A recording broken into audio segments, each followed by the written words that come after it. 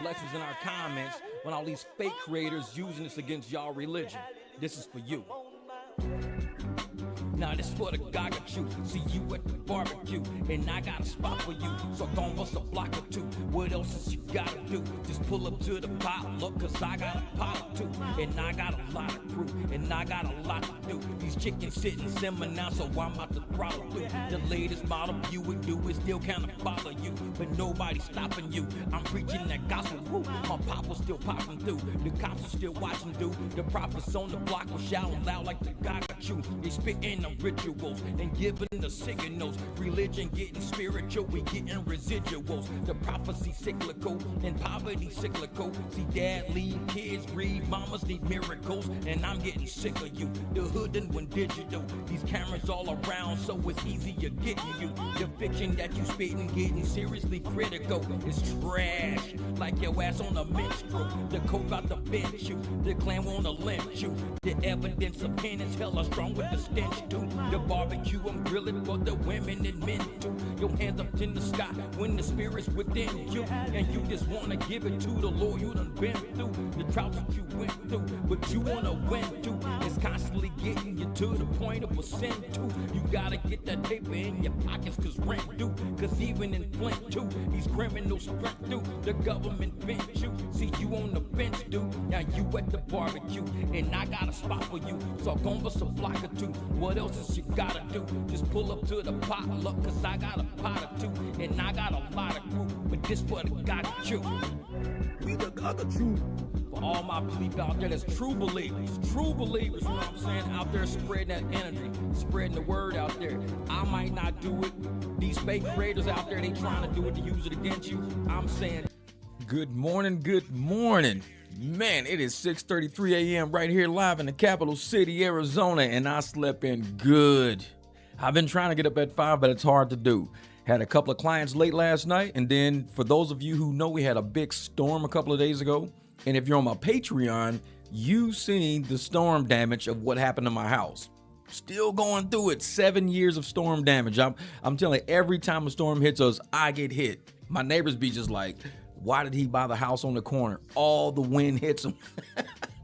So last night I had to get out there and I did some storm damage cleanup. It's looking pretty good. But I got to get down to the steel supply warehouse and start building things in steel. I'm not going to use wood that much. I'm coming back in steel next time. This is going to be a pretty strong build. I'm building for monsoons. You can't just build just for looks. You got to build for monsoons when you're in Arizona. It's going to hit hard, I'm telling you. What's up, Rose P? Hey, Rose, did you go check out that storm damage over in the Patreon? I dropped the storm damage video over there. But I was going to put it over here, but I'm not done yet. I got a lot more to do. I might, by the time I'm done, end up bringing some of that over here. But for now, it's all just sitting in Patreon. If I got time, I'll bring it over. But yeah, it was pretty bad. I should have recorded from the time I was pulling up to the house, because it was way worse than when I first started recording. At least when I started recording, I moved the cars out of the way. But before I moved the cars out of the way, oh man, my heart sank when I came around that corner. I was like, not me again, not again. But the roof stayed in place. That's one good thing. The roof didn't come up like normally. I'd have shingles all in the pool and everything. And it's like, man, shingles all over the car, shingles all in the street. Right now, I got palm leaves in the street next to the house. I got to get out there and clean that stuff. But I'm waiting until the trash trucks come, empty my trash, then I'm going to do it. But still a good Friday. That's the way I look at it. It's still a good Friday. No matter what, we get storms. If you're in Arizona, you're used to it. Not a big deal. So hopefully you guys are having a great start of your day. This is the beginning of my day. I haven't even made breakfast yet. I woke up and said, let me live up to my obligation, because I wanted to do a live stream every morning. This has been week 2. So 10 consecutive business days, I've done a live stream in the morning. And even on one day, I came back because something was happening with the live stream, and I came back and redid another one. So I've done 11 live streams in a 10 business day period, which to me is like incredible. But it's what YouTube was trying to get us to do back when I was in that live stream group. But when I was in the live stream group, I was building I was welding that truck. I had to work on that landscaping truck. So I didn't have time to do what they were doing. My life is very different than most people who just do internet. That's it. No, I actually got stuff outside of the internet that I got to do. So now that I'm actually doing something, it feels better that I'm like, okay, now I'm actually getting my, hold on, wait a minute. Let me go in here. Yeah, now I'm actually getting all of this stuff done. So I'm kind of like happy. I'm like, yes, there we go. I can bring my stuff over. There we go. I'm bringing everything over. What up, HC Picks? What's good? What's up, Candace? Up early in the morning out there in Michigan, early in the morning. Oh, yeah. Oh, yeah. Those monsoons ain't no joke. And like I said, I haven't even been to Home Depot yet, because usually I go to Home Depot and the lines are out the door with everybody buying wood, panels, bricks. I mean, everything. I remember one monsoon storm hit and the guy down the street, he's got a wooden fence that wraps around his house that goes around the corner. Real nice fence. Like about 3/4 of it was gone. The wind just shattered it. Just like, dang. He hurried up and called, and he got dogs, so his dogs had to go outside and stuff, so he had to get it fixed pretty quick. He got it fixed like that day. I think he had guys out there, you know, taking all the old wood out, dropping new wood, poles and everything. Man, these monsoons will get you out here. And that's the one thing about home ownership. I tell folks, if you want to be a homeowner, know where you're buying a house, because it's expensive living in an area that's got monsoons and stuff like this. It's not cheap. So you got to have some money. You got to have some pockets, because otherwise your house is going to look like the crack house on the street. I'm like, why is that house so beat up over there? Oh, that's the monsoon house. That's what we call it, the monsoon crack house. My brother HC Picks, man. But I'm glad you guys are here this morning. We got a couple of cool videos to go over. It's so much, man, so much. And I listen to a lot of video while I'm outside.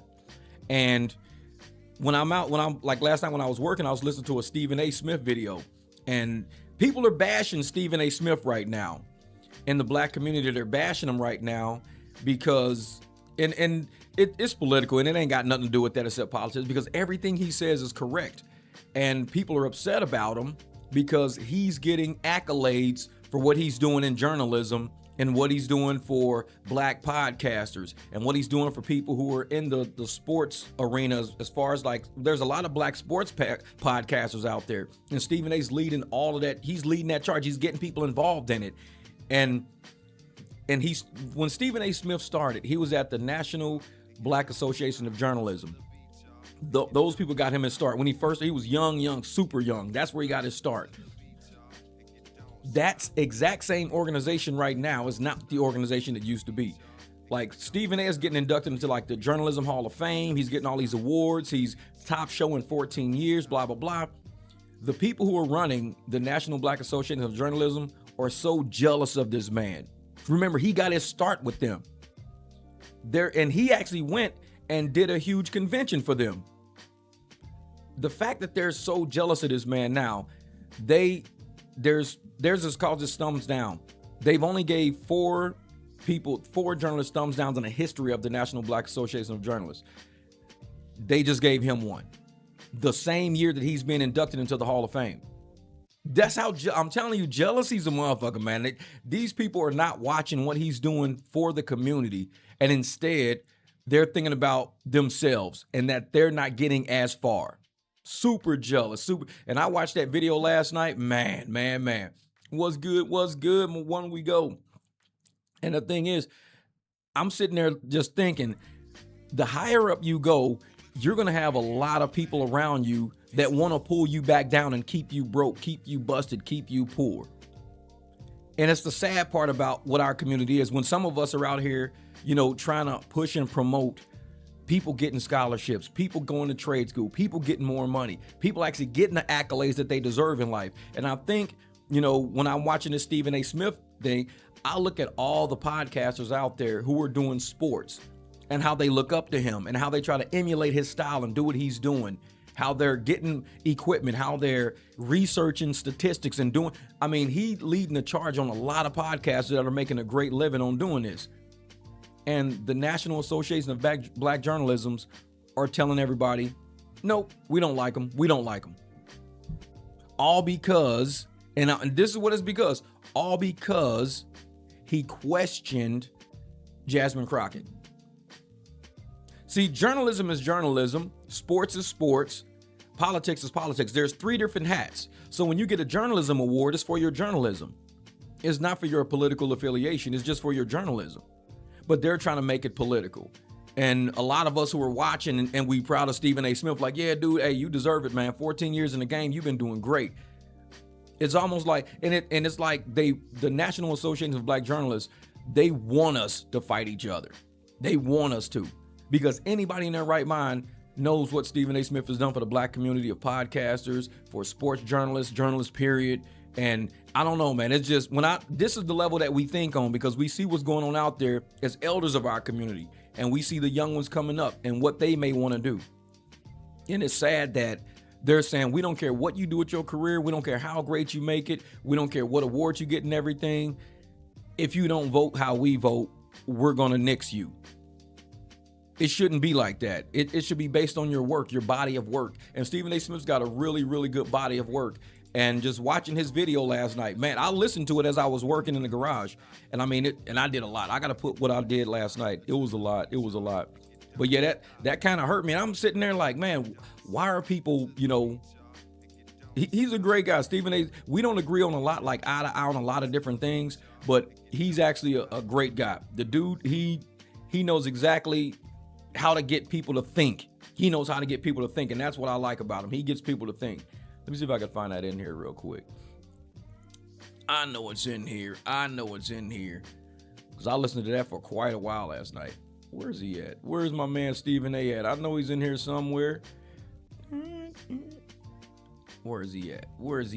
Oh, there it is. He said, I was blindsided by the NABJ. Now I'm responding. Yeah, this dude here, man, he's good. This dude is good. And this straight shooter is what it's about, straight shooter. Yep, crabs in the bucket. Like, man. Good morning, Sherry Michelle. What's up, Diane? Mutated, what's good? Trey, how are you doing? Yeah, what journalism? LeBron James? You sound like what? You don't make no other videos, just Dante. Oh, he's got a lot of more. He got way more shit than LeBron James, way more. That's funny, though. That's funny. Yeah, I like Stephen A. He's a good guy. Hold up for a second. I'm going to try to put this video over here. And I'm not going to play the whole thing, just the parts that I like, because, like I said, the guy, man, he's sharp. Stephen A. is sharp, man. I like him. He's very sharp. Wait a minute. Let's see something. This is the video I was talking about. He said, I was blindsided by the NABJ, and now I'm responding. This video, it was good. Wait a minute. Let me pull it down some. Okay. Wait a minute. Let me pull it down some. It won't give me it's on his channel, Stephen A. Smith. As you can see, I've been subscribed to this guy forever. 263,000 views 3 days ago. So a lot of people are kind of, talking about it, responding to it and stuff like that. But, and that's what, and when I think it is, and now Tracy, when we were doing rideshare stuff and everything, we were doing the best we could do to help people out, to get people engaged in going out and doing something for themselves and not relying on the apps and everything. It was the same thing. Everybody was trying to pull us back down into the bucket. They was doing the crabs in the bucket thing, pulling us back down into the bucket. And I'm sitting there like, we're trying to help people. We're trying to get people paid. We're trying to get people more stable income, more reliable income. And yet they're fighting to not get that. It's like they want to do the lazy thing. They're fighting against it. So it's like, why do people always fight to be crabs? Why don't you fight to not be a crab? Fight to do something to get yourself out of the position that life has put you in. Do something different. But instead they keep doing the same thing over and over and over again. Then they complain when shit goes south because somebody else controls their destiny. You can control your own destiny. You don't got to worry about other people like that. Hold on, let me turn this fan on. Every time I sit down, I forget to turn the big fan on. Hold up. That's my new thing now.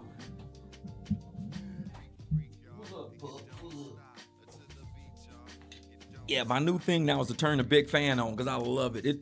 This little room back here, it faces the sun at night, so it gets pretty hot at night, but in the morning it's nice and cool, so blowing the air around the room, man, it feels good in here. It feels like I'm riding in my car with great AC. That's what it's doing. Yeah, but good morning. Exactly. Haters gonna hate.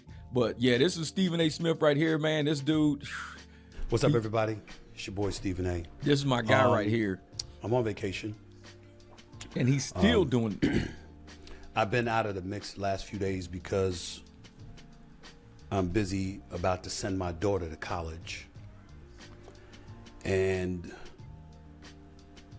while I was hanging out with her for dinner on Saturday night, I saw that the National Association for Black Journalists gave me a thumbs down award. And only 4 people in the history have been given that award. Now, I know Only there's 4. a lot of people that are expecting me to go nuclear. Now, what it says up under the bottom, it says they accused him of a pattern of disparaging commentary directed at prominent black women. That's why they say they gave him the award. But it's not. He doesn't give people softball questions. When Stephen A. Smith, when he interviews people, he don't give them softball questions. He asks like direct questions that people want to know the answer of. And the fact that he's asking questions that people want to know the answer of, and he know that these are questions that people have all had in public because we know what people are talking about. But he asked a question. They say, well, you're disparaging black women because you asked a question that everybody wants to know the answer of. Basically, that's what it is. And the reality of the situation is I just might. But at this particular moment, that's not my inclination. I want to tell you, first off, before I say anything, I heard them loud and clear. I'm listening. I'm far from perfect. I'm going to read this on the screen right here for the people that's driving and can't look at the screen. Now, the National Association of Black Journalists, this is what they said. The reason for why they gave him the thumbs down award, they said Stephen A. Smith, sports analyst and political commentator, they didn't say journalist, Stephen Smith has established a recurring pattern of disparaging commentary directed at prominent black women across politics, sports, and media. Such commentary reinforces harmful narratives, undermines the fair and respectful representation of black women in public discourse, and stands in direct conflict of the NABJ's longstanding commitment to accurate, responsible, and inclusive portrayal of black communities. That's their reasoning. That's their reasoning. He's going to tell you, everybody knows the questions that he asked, and when you find out the questions that were asked, you're going to be like, what? For that? Just by saying that? Oh, man, these people... They're haters, man, crabs in the bucket, because they know that he's about to get a journalism award, a major, major Hall of Fame award, and they're doing everything they can to steal this man's shine. They're doing everything they can. Watch this. Hold up. And I will always strive to do better on behalf of my community, for the journalism community, and beyond. In the days and the weeks and the years to come. But that doesn't mean that I'm not going to address what was said about me with the fervor that it deserves. Because he came from the NABJ. Because even though I heard you, even though I am listening, even though I will always strive to do better, that doesn't negate the bullshit that the NABJ did Saturday night or Friday night, whichever night it was. He's done a lot for them, too. He's done a lot for them. It is BS. And I get a lot of people want to pile on and they want to jump on it because you have your own individual feelings about me. I'm here to tell y'all are entitled to that. Exactly. I say the same thing. Not the NABJ. I don't care how you feel. You're not entitled to that. The NABJ's not the organization. This is me we're talking about here. I am the same guy that brought a nationally televised show to a journalism conference, which is the NABJ, the last 2 years. Yep. Did you have anything to say about me then? Did I get a thumbs down then? Nope. First Take, a nationally televised show, which has been #1 for 14 straight years. International, pretty much. We came to the National Association for Black Journalists in Chicago and Cleveland, back-to-back years. Of course, I got to thank ESPN for that. They're the ones that signed off on that, specifically now former executive Dave Roberts. And I'm going to tell you why it makes people upset about what he's saying. Because we always, like, black people always say that we don't get the exposure we deserve. We never get the exposure we deserve. Everybody's out here promoting everything else, but they never promote our things and our shows and our war. They never promote it. First Take is like worldwide renowned. Everybody over the world knows it. He took his show to an NABJ event that nobody would have watched. Nobody was going to watch it.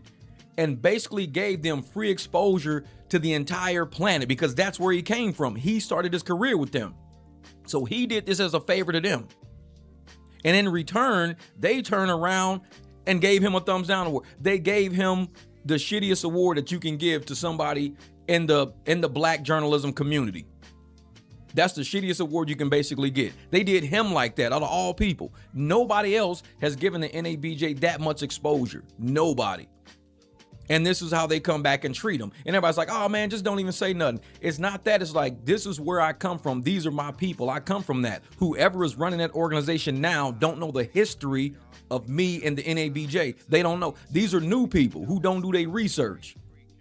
If they would have done their research, they would have known, hey, Stephen A., he's the one who actually was one of the ones that came from here. He comes back every year to give back to this community. People don't understand how we are as black men, as black elders, that we do take time out of our day to go back and give back to our community, even though we got a lot of shit to do. I'm basically working on my property. I got a 2-3 day big ass project at the property, but I'm willing to stop to give back to my community. Even though I could be like, I ain't worried about these folks. Let me get my shit done. I got a pool that was covered in sand and dirt. I've been running this pool pump for like a day straight now, and it still ain't done yet. All sand from the storm is all in the pool again. I mean, it tore this property up, and I should be doing that. But we choose to give some literal, logical thought back to our community, something for us to think about, some kind of tradition to pass down to the youth up under us, our children, cousins, nephews, whatever, to say, hey, why don't you think progressively? Think moving forward. Don't think hustling people is going to get it through life. Sometimes you got to take care of it. You got to stop, go back, give back to the community. That's what we do. Because nobody else is going to do it for us. Nobody's coming to save black people. Nobody's coming for black people. Nobody's doing it. He's going back, giving them exposure, massive exposure that mainstream would never even, nobody, if you're black, you'll watch something that the National Association of Black Journalists, if you're black, you probably watch it, or you probably won't, because people really don't care about the NABJ like that. But if it's the Super Bowl, everybody's going to watch the Super Bowl because it's always marketed. If it's the pennant race in Major League Baseball, everybody's going to watch it. If it's FIFA, everybody's going to watch it. If it's an NABJ event, nobody's watching that shit. So Stephen A says, I'm going to come back and I'm going to help you guys get exposure so you can get advertisers, you can get sponsors, you can get the money you need to give back to the community so we can have all our young black men and women who want to be journalists, who want to be in sports, who want to be in podcasters. They actually see a career in it. They get that exposure so they can see it. He was trying to give them that exposure. And this is how they treated this man because they didn't think. They did not think it through. Oh, we're going to give him a thumbs down award. Ha, ha, ha, ha, ha. And everybody's like, Steve, just leave it alone. It's like, no, it's bigger than that.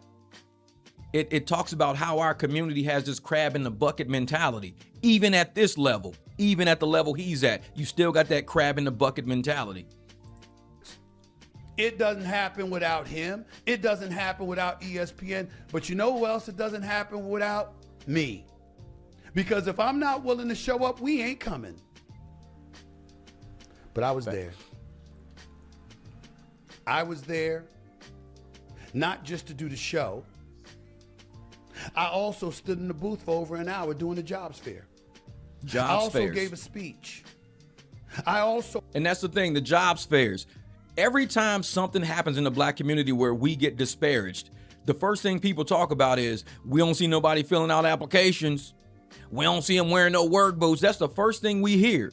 But yet here's a black man he don't need to do none of this for nobody. This dude is rich. He's well off. He ain't got to do this for nobody. But he's going back and he's making sure he keeps our youth mind focused on job fairs, job security, stability, do something for your family, retirement. He's doing that for the community when we're blinded by rap music and videos and movies talking about how we can make it if we just hustle and scheme and scam.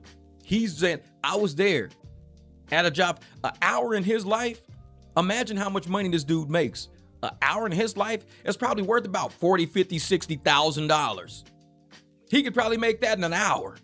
But he's like, you know what? I'm going to give that hour for free to the youth. I'm not charging nobody 40, 50 grand an hour for free. You get that. You get that.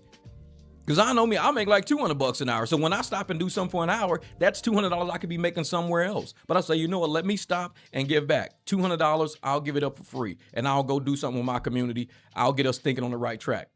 Imagine $40,000 an hour. Somebody say, hey man, you got an hour? And you thinking, damn, I could be making 40 grand right now. And you want to use it for free? You know what? If it's for the black community, I'll do it. I'll give up the 40 G's. I'll give it up. And that's what he does. So mentored and talked to, as I continue to do, young, aspiring black journalists, and I have done that religiously for decades. Yeah. I started my career at the Philadelphia Inquirer. I know it's the New York Daily News as a high school reporter, but thereafter, in 1994, I began my career at the Philadelphia Inquirer, courtesy of Sandra Long, a longtime executive for the Philadelphia Inquirer, synonymous with the NABJ, whom I first met at the jobs fair of the NABJ. My career started because I was at the NABJ job fair. See, there you go. He remembers where he came from. And that's rare in the black community. It is so rare for people to get this high. This dude is worldwide renowned. To get this high and to remember where you come from. To know I could go back and I can give back. This dude said, I came from there, so I know the power of being there. My career started there. You wouldn't see the man you see on the screen right now had it not been for a job fair at one of these places. So I show up to say, hey, if you don't believe in this system, here I am. I'm the one that's doing it. I've done it with Uber and Lyft. I don't know how many times. I show people everything. I'm like, hey, this is what I do. And I go back to the Uber and Lyft community, even though I'm not in the Uber and Lyft community. And I say, you know what? This is how we do. We do well now. I'm giving back, showing you guys how you can stop struggling, working 10, 12 hours a day, not seeing your family for 2, 3 weeks at a time, breaking your car down. I can help you guys out. And most time they look at me like, whatever. And then when they need help, they try to email me. I delete that shit. Because I only give you my time once. I don't give it twice. I give it to you once. That's it. Once you shit on my time, I shit on you from there on out. There is no, oh, okay, now nope, fuck that. You told me no one, no forever. Because our time is worth something. It's worth something. And if people think it's worth nothing, and that's why Stephen A is so mad, because it was his time. You don't get time back. He can make all the money in the world, but time is one thing you don't get back. And he has given his time to this organization to help them get the exposure they need, but also to bring along the communities they need that may want to do what he does. And yet they shit on him. And that's a hard thing to deal with. These people, they don't know who this man is. Whoever's running that organization now has no idea who he is. They don't know. And yet, Saturday night, I saw the president of the organization, Erin Haynes, go up on stage and give me a thumbs down award for disparaging black women. Now, that lady who was up on stage probably wasn't even born yet when he started his career. This is what I mean by when you don't know your history, you don't know your future. This lady may not have a future as far as being as high as she is right now. She may be at the ceiling of her career based on how people just saw her treat somebody who is way more important than her when it comes to black journalists and inspiring black journalists. Nobody even knows who that lady is. But she decides to say, I'm going to make an impact. I'm going to go after this black man. I'm going to go after him. And this is why I'm going after him. And everybody's sitting around going, he just asked a question. What are you talking about? He's a journalist. He asked a question. And because he asked a question, you gave him an award that only 4 people in the history, or 4 including him, have ever gotten. And he's from this organization. This shit don't make sense to me. I was listening to it as I was working last night. And I mean, it almost makes us not want to give back to the community. But I know that there's people like that out there. Their main goal is to try to go after whoever they see is at the top. That's their only goal. Who's at the top? I'm going after him. Who are you? Nobody, but I'm going after him. And that's who that lady was. She wanted to go after Stephen A. She's a nobody. But yet she decides to go after Stephen A. to bring him down as if to humble him when he's already so humble enough. He gives up his $40,000 an hour to come hang out with the youth and mentor them at job fairs because it's where he comes from. He don't need to be humble. He's already humble. I received a lot of insults in my day.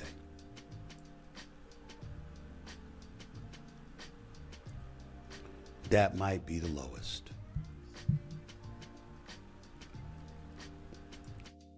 I'll address that in a second, but I want you all to understand the magnitude. Elected to try and do to me. Ladies and gentlemen, did you know that in the history of the NABJ, according to my research, only 4 individuals have ever received the Thumbs Down Award? That's it. Usually, it's reserved for organizations.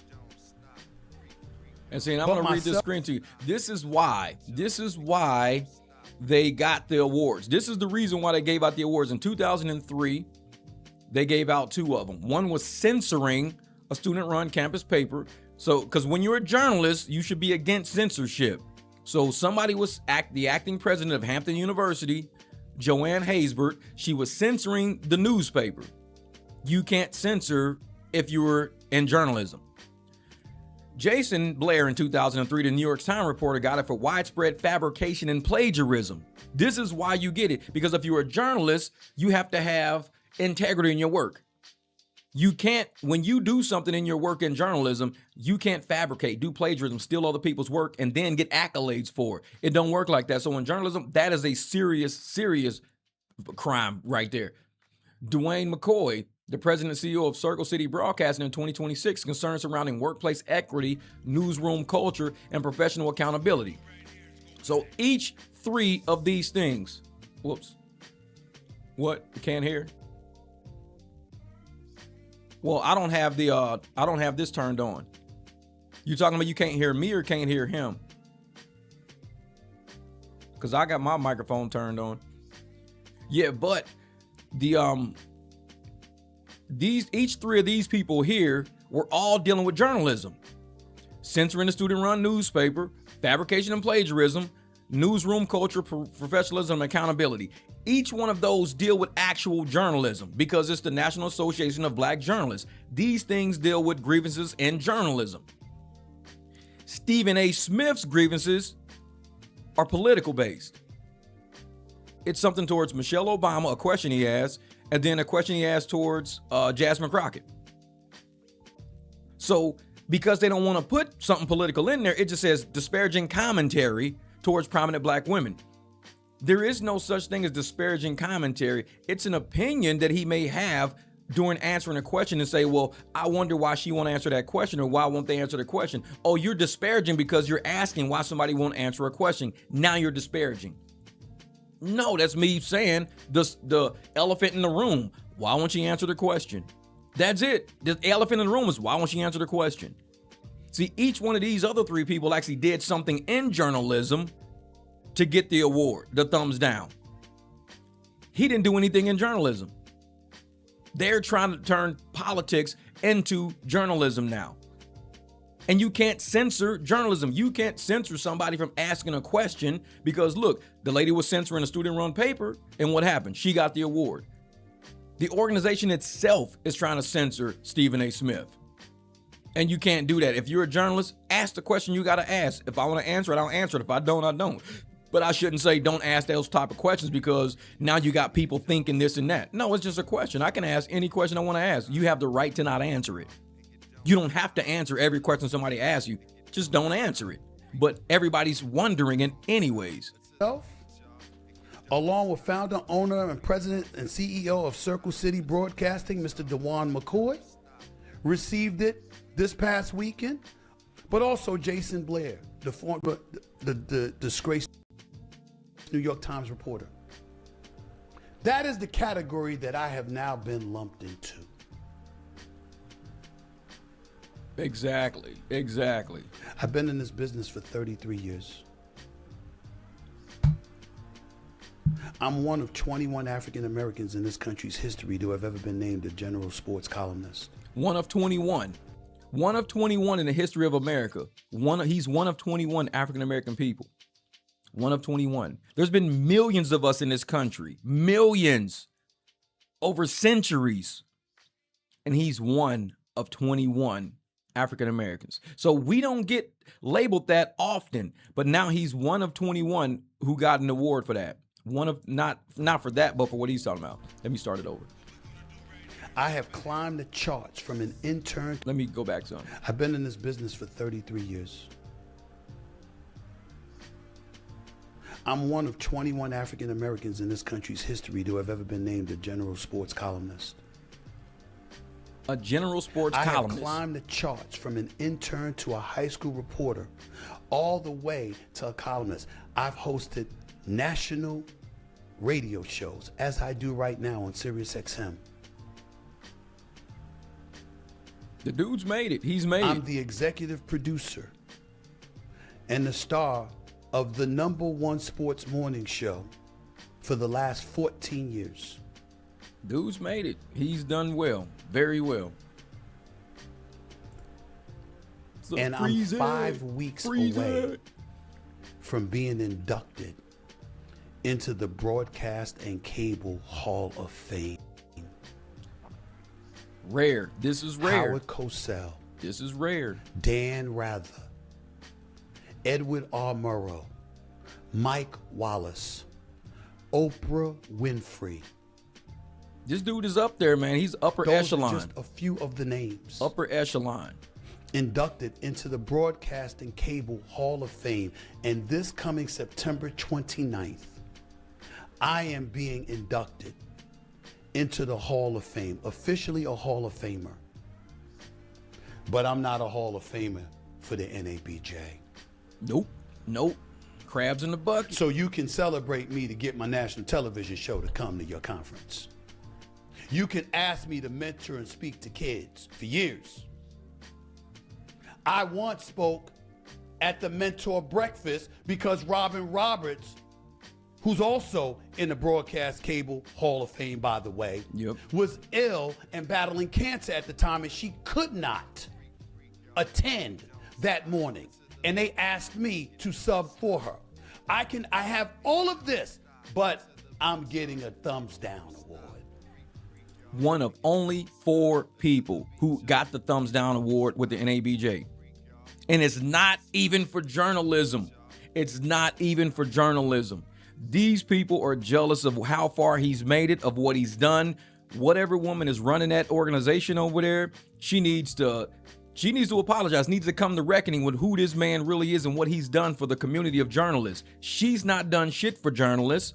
She's jealous of the accolades this man has made. He's one of 21 that has had his own column. One of 21.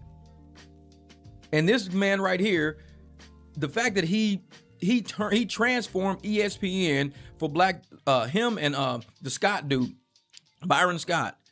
Those two journalists, him and Byron Scott, transformed black journalism when it comes to sports. Without those two ever being involved in sports media on ESPN and everything, where would we be right now? Where would we be?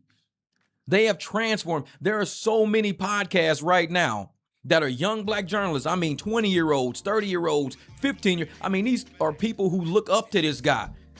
The NABJ knows that. They know it. They're not stupid. They know it. They don't look up to Stuart Scott. That's it. I'm thinking of Byron Scott, the basketball player. Stuart Scott. That's right. And I'm sitting there like, all these people are looking up to them because they have made it. When you look at their careers, man, it's textbook path to success. The hard work, the grind.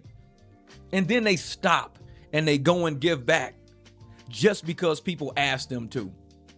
Hey, can you come fill in for Robin Roberts? Sure can. Hey, can you bring your show over to help give us a little more exposure? Sure can. Hey, can you come mentor some of these young black folks? Because they really look up to you, man. They look up to you, Stephen. We need you, man. You were like that diamond, man. You sure can.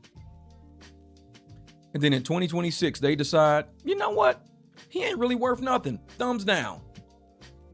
It was only 3 people on that list. That was all for plagiarism. fraud, censorship, workplace, corruption, and then Stephen A. Smith. How did he get on that list? Somebody is after this man. Somebody hates him and wants this on his career just so they can say, I did that to him. I did that to him.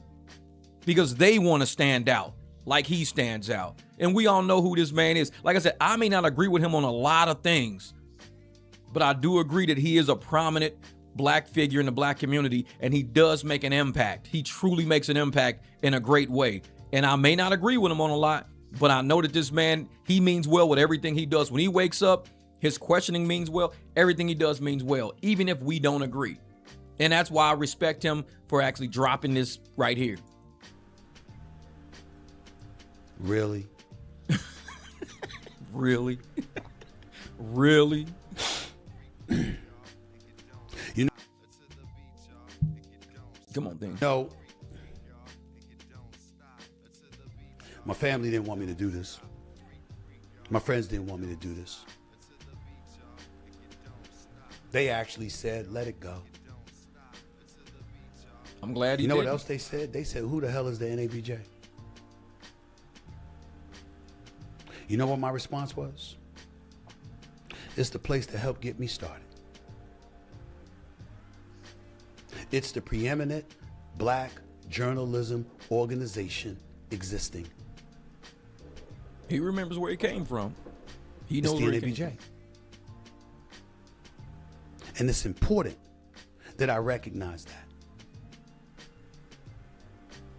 from. Facts. You've had your troubles in the past, financial issues, dissension amongst the ranks, people battling for their own shine, whole bunch of stuff that has been listed about the NABJ. What I care to recall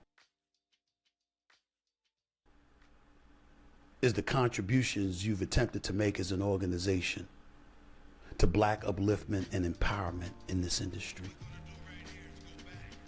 A facetious question I may throw out, please. What the hell does this thumbs down award have to do with journalism? Exactly. It has nothing to do with journalism. That's why I'm addressing it. Yep. Tell me what it has to do with journalism. Disparaging black women? How? I've heard people bringing up Jasmine Crockett. She was a representative in Texas, representing 766,000 people. Did I sit up there demonstratively asking, why would you curse out the president of the United States with the cameras rolling? How is that going to help you? Yes, I did. Why did I do that? Not only because she's in Texas, and I know they're a little bit different in Texas, a bit more conservative. And I didn't think that would work with her constituency down there. Exactly. We also saw the issue of redistricting coming up to the forefront. And I said, you have an opportunity to be the Democratic nominee for the United States Senate, representing 31 million folks. And you getting that seat. Why? Because your education.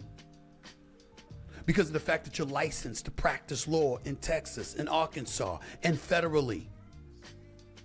It would have been a great, great thing. I'm like, yo, weave your way through it. Don't let this guy Tellerico win. Was I wrong?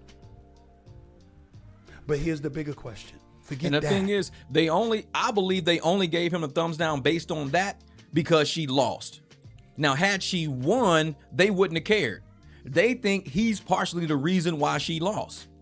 Because he asked her, do you know, like, I say this on my channel all the time, read the room. I say this on my channel all the time. When you get here, read the room. It's an old school saying. We were told that by our parents, our grandparents. Read the room. When you walk into a room, read the room. That's all he was saying to her. Read the room. You're in Texas. You got to win a seat in Texas. You're not in St. Louis. You're not in Chicago. You're not in LA. You're in Texas. You're not in Atlanta. Read the room. That's what he was telling her, trying to educate her. You're acting out like this and you're doing this and doing this for people who respect the person you don't respect. But yet you are acting, quote unquote, ghetto, and everybody who you're representing may not be, quote unquote, ghetto. And I'm trying to help you When? By saying what your people around, you got a lot of yes people around you. And I'm trying not to be a yes man. I'm trying to tell you, read the room. You could be in charge of, you could be leading 31 million from 700,000. You can move up to 31 million, but you got to read the room you're walking into. You are not bigger than the program, Jasmine. That's all he was saying. And instead, she wants yes men around. NABJ wants yes men around. He was telling her great advice. If you want to get in and you want to win that seat and you want to help create policy that's going to help black people and everything, then what you need to do is know where you're standing right now and realize the people around you right now are going to vote you into that position. You got to read the room. Because if you don't win the vote of these people, you can't help these people. That's all he was saying. And they're like, oh, you're disparaging black women. Well, if she would have won, I don't think they would have ever said anything. But the fact that she didn't win, the fact that Talrico won, they're like, oh, it's because we got prominent people like Stephen A talking down to her. No, there's prominent people like Stephen A saying, you've got to navigate your way smarter than this. You can't run around like a loudmouth yelling and cussing every time the camera's in front of you so you can go viral. You can't do that. You're in a position of prominence. You've got to rise above if you want to win votes. People who are looking at you like, I'm going to vote for you. I can't vote for somebody who thinks less than me. I need to vote for somebody who thinks higher than me, who represents who I am. I need to read the room so I get those people. I need those people to vote for me. That's all Stephen A was saying. And that has nothing to do with journalism. Our parents told us that. Read the room. That's not journalism. My mom wasn't a journalist because she said, Jeff, read the room. Understand who you're talking to. Oh, you're a journalist, Mom? You're a journalist? My grandma, Jeff, make sure you read the room. Oh, Grandma, I ain't know you was a journalist. That ain't got nothing to do with journalism. That's a man giving someone solid advice. Read the room. Comedians know that when they walk in and they telling jokes, read the room. Or your jokes might not work around here. Just read the room. Teachers might not be able to teach certain children if they don't walk in and read the room. Understand the type of kids you're educating. Just read the room. But if Stephen A. Smith tells somebody to read the room, he's disparaging. You're condescending because you told somebody like Jasmine to read the room. You're disparaging, but you deserve a thumbs down. Something that's reserved for people who do plagiarism. You deserve that. What? Shit don't make no, like I said, whoever gave them that award, the people who are running that, they have no idea what they're doing. Because there are people out there who see right through the shit. And when I saw the video and now I understand what everybody was like talking about. Hey, you hear what happened to Stephen A? No, this is what they were talking about. The man is getting a massive major award that people like Oprah Winfrey, Walter Cronkite, and all these guys or whatever, all these people got the awards. And then NABJ says, actually, we're going to give you a thumbs down because you told Jasmine Crockett to read the room. And that's disparaging black women. Like, okay. I apologize for even asking that question. Here's the bigger question. How is that disparaging? How? Oh, Stephen A. goes after Michelle Obama. She's the one that compared First Take to a reality show. And I use that as an opportunity to say that this marvelous, wonderful woman, who's the greatest first lady in American history, who I have raised and praised and praised and praised time and time again, to the point where I said she should run for the presidency because there's no way she'd lose. All I did was say, I don't like the fact that you said a vote for him, as in Donald Trump, would be a vote against us as women. All I said was there's a whole bunch of pro-lifers out there. There's a whole bunch of people that care about the economy or immigration or safety in the streets. They might not even be thinking about this issue. And I also reminded folks, black men revere black women. That's the Which backbone. one is it? We're going to sit up there and talk about how we've got women raising us and how much we deify and love and adore these black women. But then all of a sudden we're going to sit up there and act like we're disparaging them? How? Exactly. How? Exactly. Kamala Harris.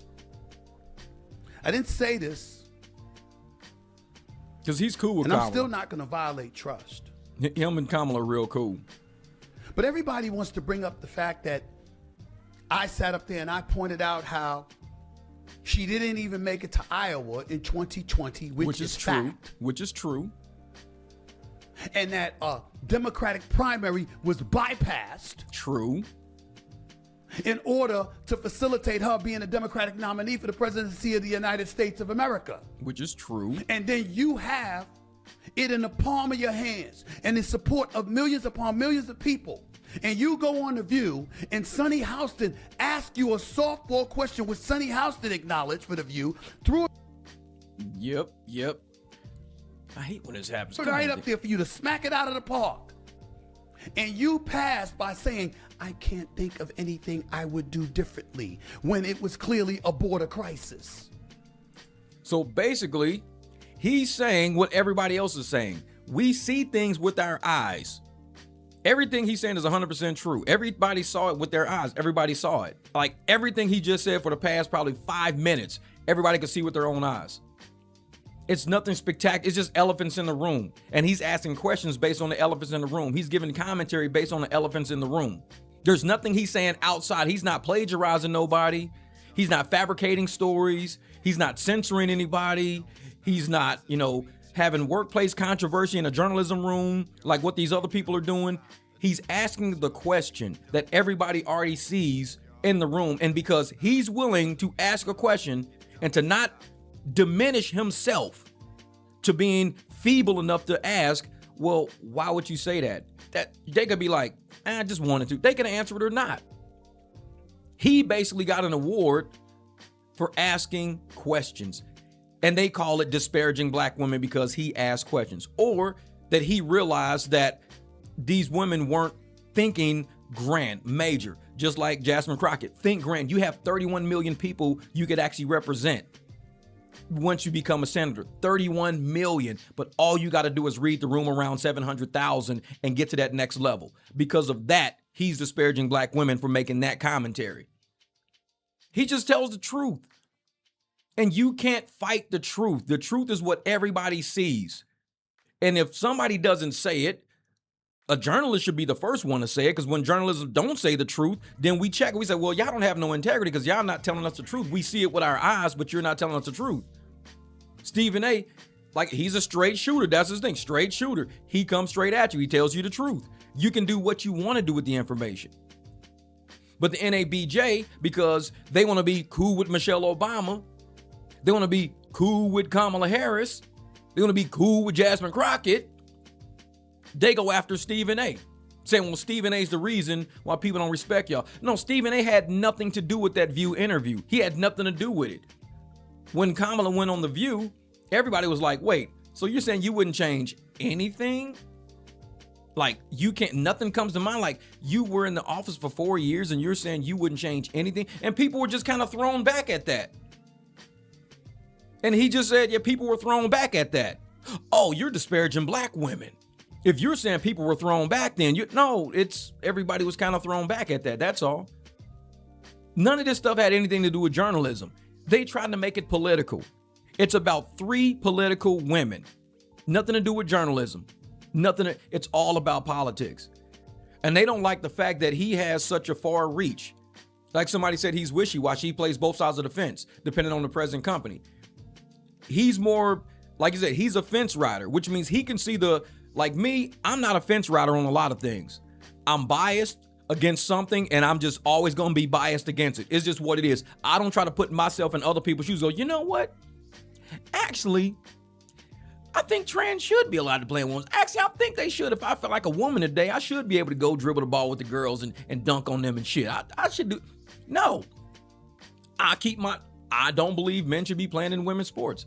When little girls are born, little girls want to grow up. Little girls want to be champions. Little girls want to be victorious. Little girls want that first place. Little girls want to be like, hey, we won a championship batter. Little girls do not want to have to play against a boy, a man, and get second place. Live your whole life as a girl trying to go for the championship. I want to be number one. I'm going to be number one. And you get beat by a man in a girl's sport. You'll always be number 2. It's a man's world.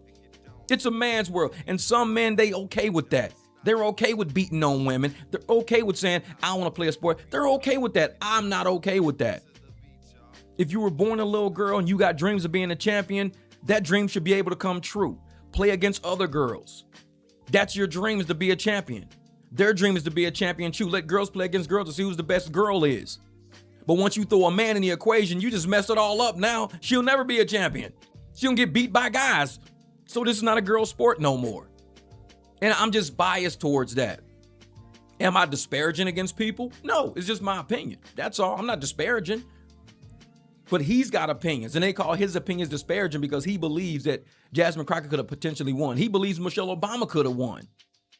But he's disparaging black women. But he's saying these are women who could have won the seats they were going for had they done X, Y, Z. Oh, you're disparaging. You're disparaging. Nah, I don't think so. I'm not buying it. Last time I checked, NABJ, that ain't journalism. That ain't talking facts. Why would I bring that up? Because I've heard nothing acknowledging those kind of things that I've said. You know what else I didn't hear? I didn't hear that Kamala Harris called me and asked to meet with me privately. She did. And we sat down for 2 hours. Yep. See, I'm telling you that because we met after I said those things. He cool with Kamala. Last time I checked, that's a form of journalism.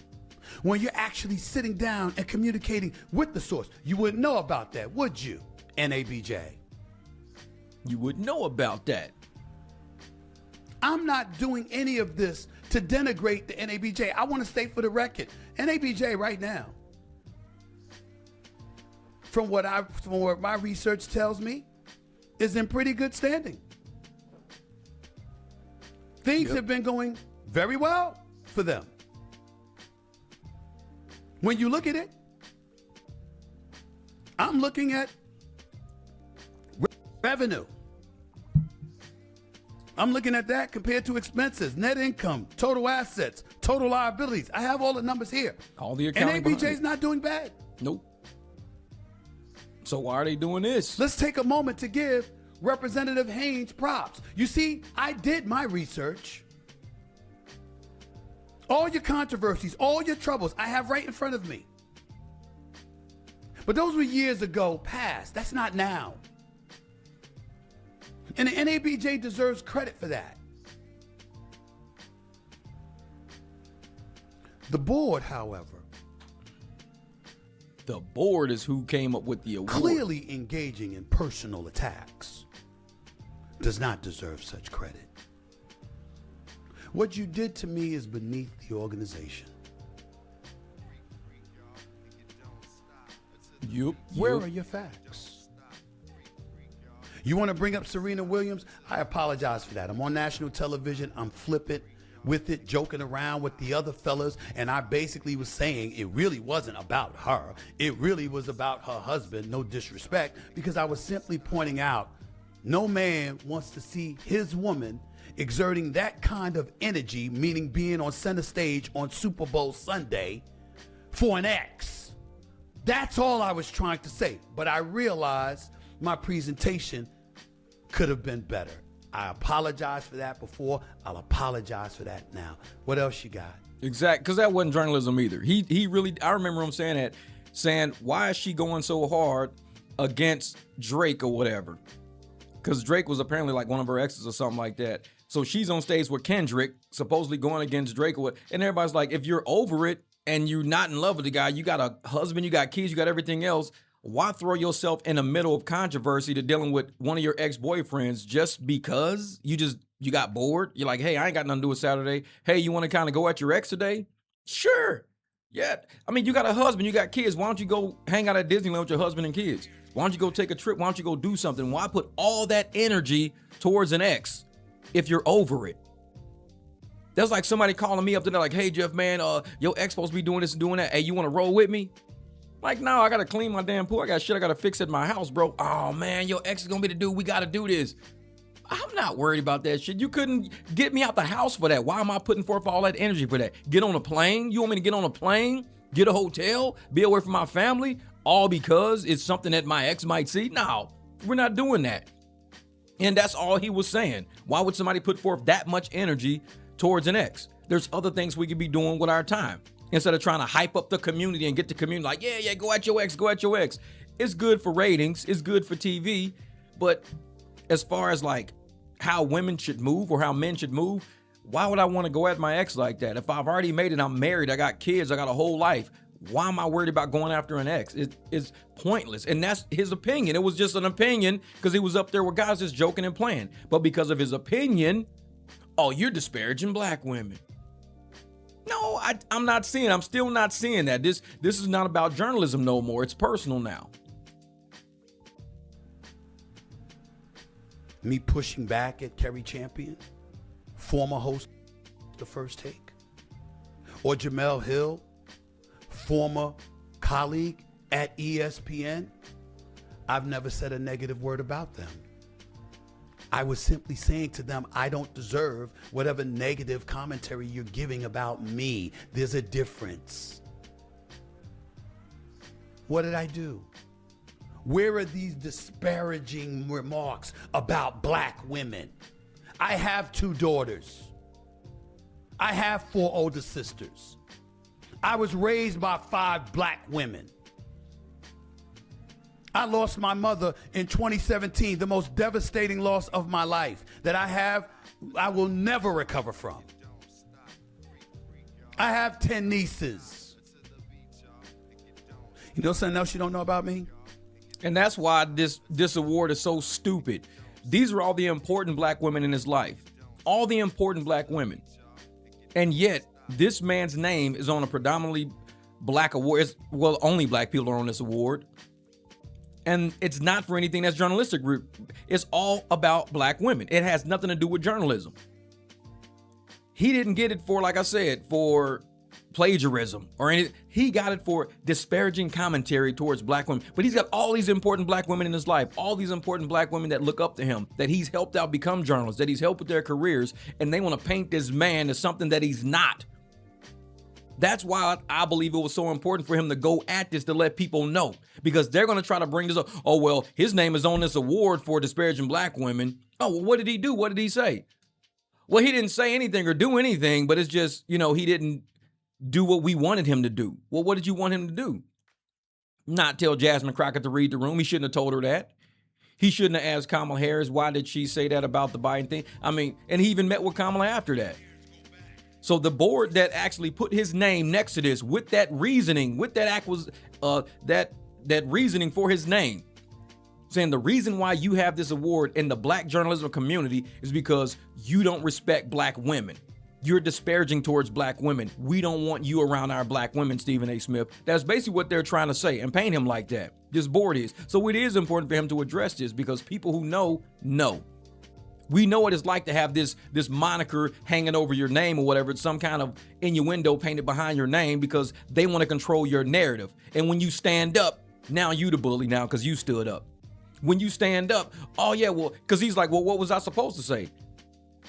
I'm asking, and now y'all mad at me for even asking why I got the award. Now, so you think you just throw my name on anything, throw this reasoning on an award, and I'm supposed to just take that? Nah, that's not how it's gonna work. That's not how it's gonna work. These disparaging comments about black women, which you have no facts to fall upon. Didn't you see the new show that I created, The Culture Table? There on you my go. YouTube channel? There you go. Black women on the show, not black men. Those are black women. Check it out. One's a member of the NABJ. Her name is Tori Cooper. One is my personal executive assistant that has been with me for over 21 years. The other is a lawyer by profession.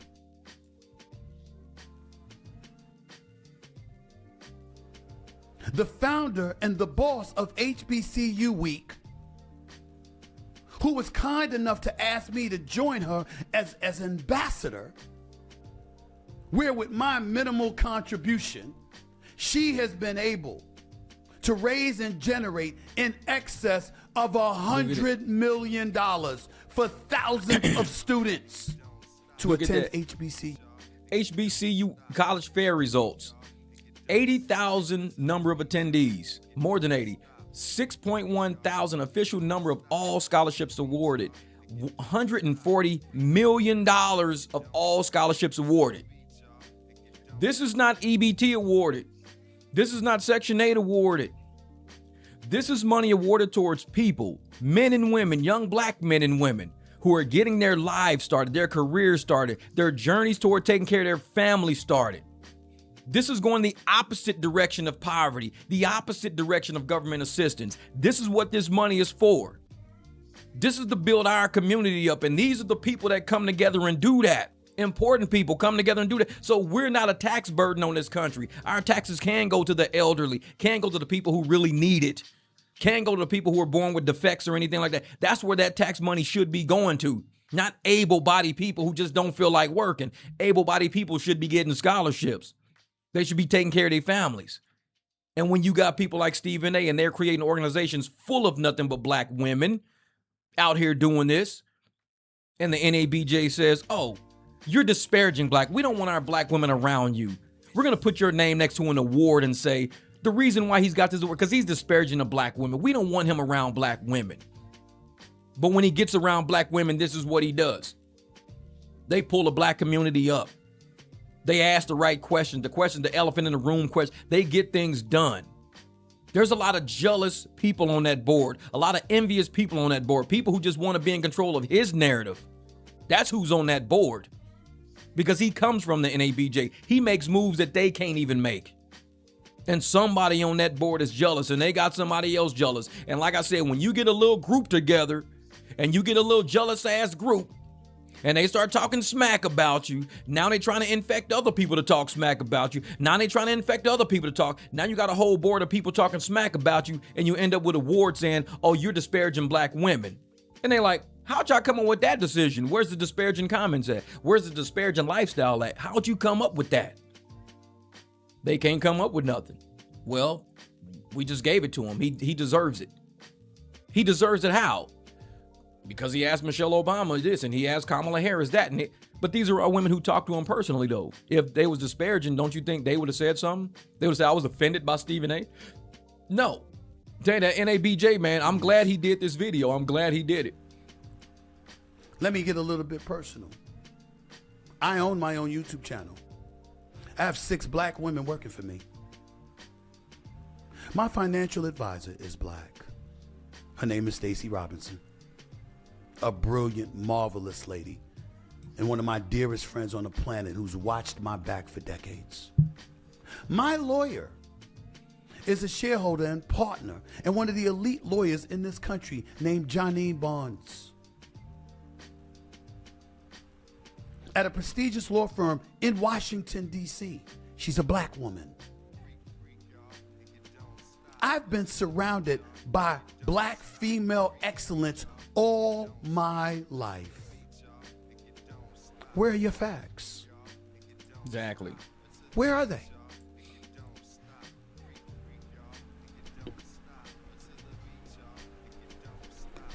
The reality of the situation is that you don't have facts. You have feelings. And this is where it gets a bit deep. What a few board members decided to do, no doubt egged on by a couple of people on the board who will remain nameless but put their names up. You can see the names there for yourself. Figure it out. Along with some others. The reality is that it was a personal hit job. Yep. That's what it was. And they enlisted other people. We can sit up there and lollygag around and act like we don't know any better. It was a personal hit job. Yep. Which, by the way, usually doesn't faze me. I know just because you think something fazes me, just because you see me commenting on it. No, I'm in this business. I have a platform. I can comment about anything I want to, and I will. True shit. Come on, Screen. Why you doing Continue that? to do so. That's not what this is. This is different. This is a journalism organization that didn't engage in journalism when it came to critiquing me. Disparaging black women is a very incendiary thing to say. It is very. If you felt that adamant about it, President Haynes, how come I never got a call? How come the NABJ never reached out to me to have a conversation? And you would go on stage, Ms. Haynes, and accuse me of disparaging black women with no evidence. And that's what it says. Stephen A. Smith, sports analyst and political commentator. Stephen A. Smith has established a recurring public pattern of disparaging commentary directed at prominent black women across politics, sports, and media. Such commentary reinforces harmful narratives, undermines the fair and respectful representation of black women in public discourse, and stands in direct conflict with the NABJ's longstanding commitment to accurate, responsible, and inclusive portrayals of black communities. But they have no evidence of anything they just said in this whole thing. Not a single bit of evidence do they have in this. See, and this is what we talk about narcissism on this channel. And this was probably started by somebody who decided to go out and get flying monkeys. Now, what flying monkeys are people who a narcissist will go out and enlist people, find people to side with them just to attack somebody else who they have a problem with.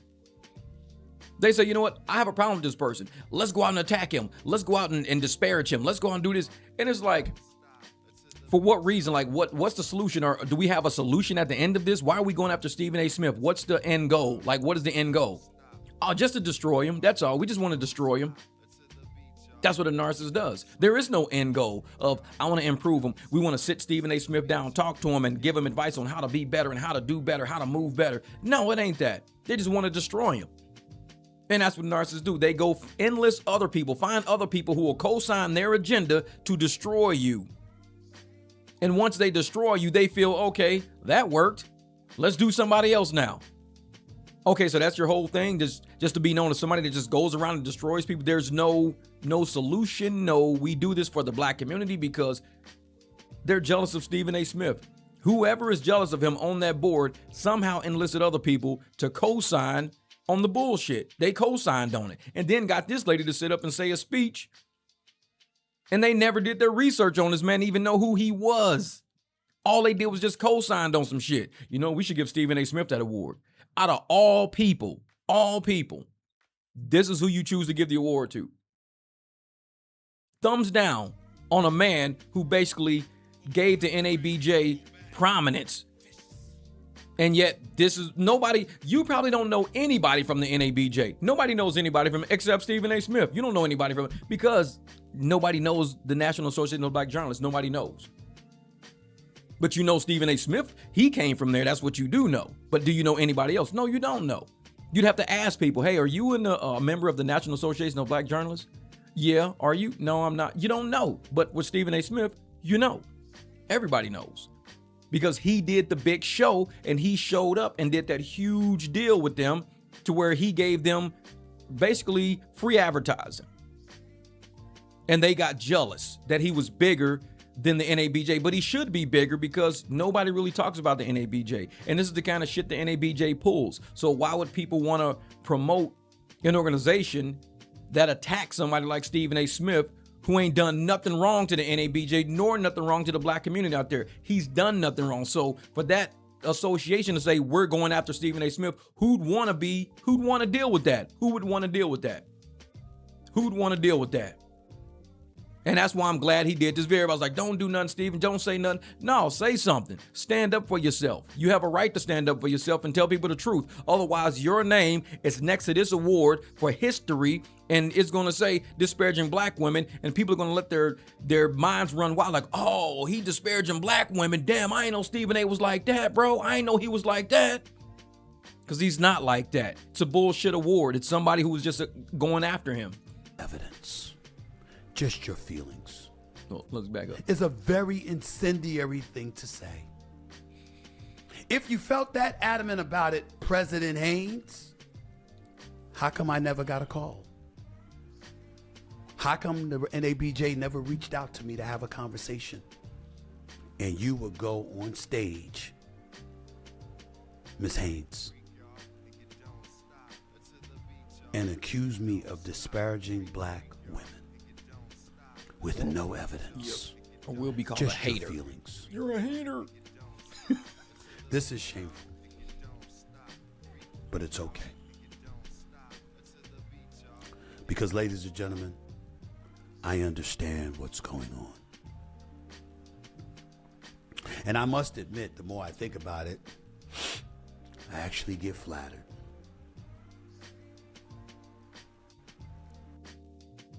They jealous of them, I'm telling you. See, blacks aren't allowed to critique other blacks by anything. Folks are scared. See, I talk too much. And I don't speak glowingly enough about the Democratic Party. They turn it political. This is political. Yep, they turn it political. I am a registered independent. I am fair.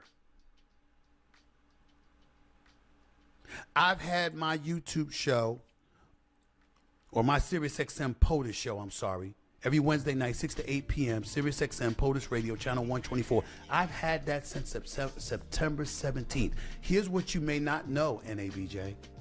Let's hear it is. Meaning the board members. Yeah, because I'm not speaking about the entire NABJ. I've got a lot of friends associated. Yeah. With them, and a lot of them called me last night, and I got love for all of y'all. From the calls to the emails to the text messages, I know who has love for me. I'm not. To the chat GBG. I appreciate it all. Chat GB. This is political. If I said this about a black female conservative, any of the things that I said about Jasmine Crockett, Kamala Harris, Michelle Obama,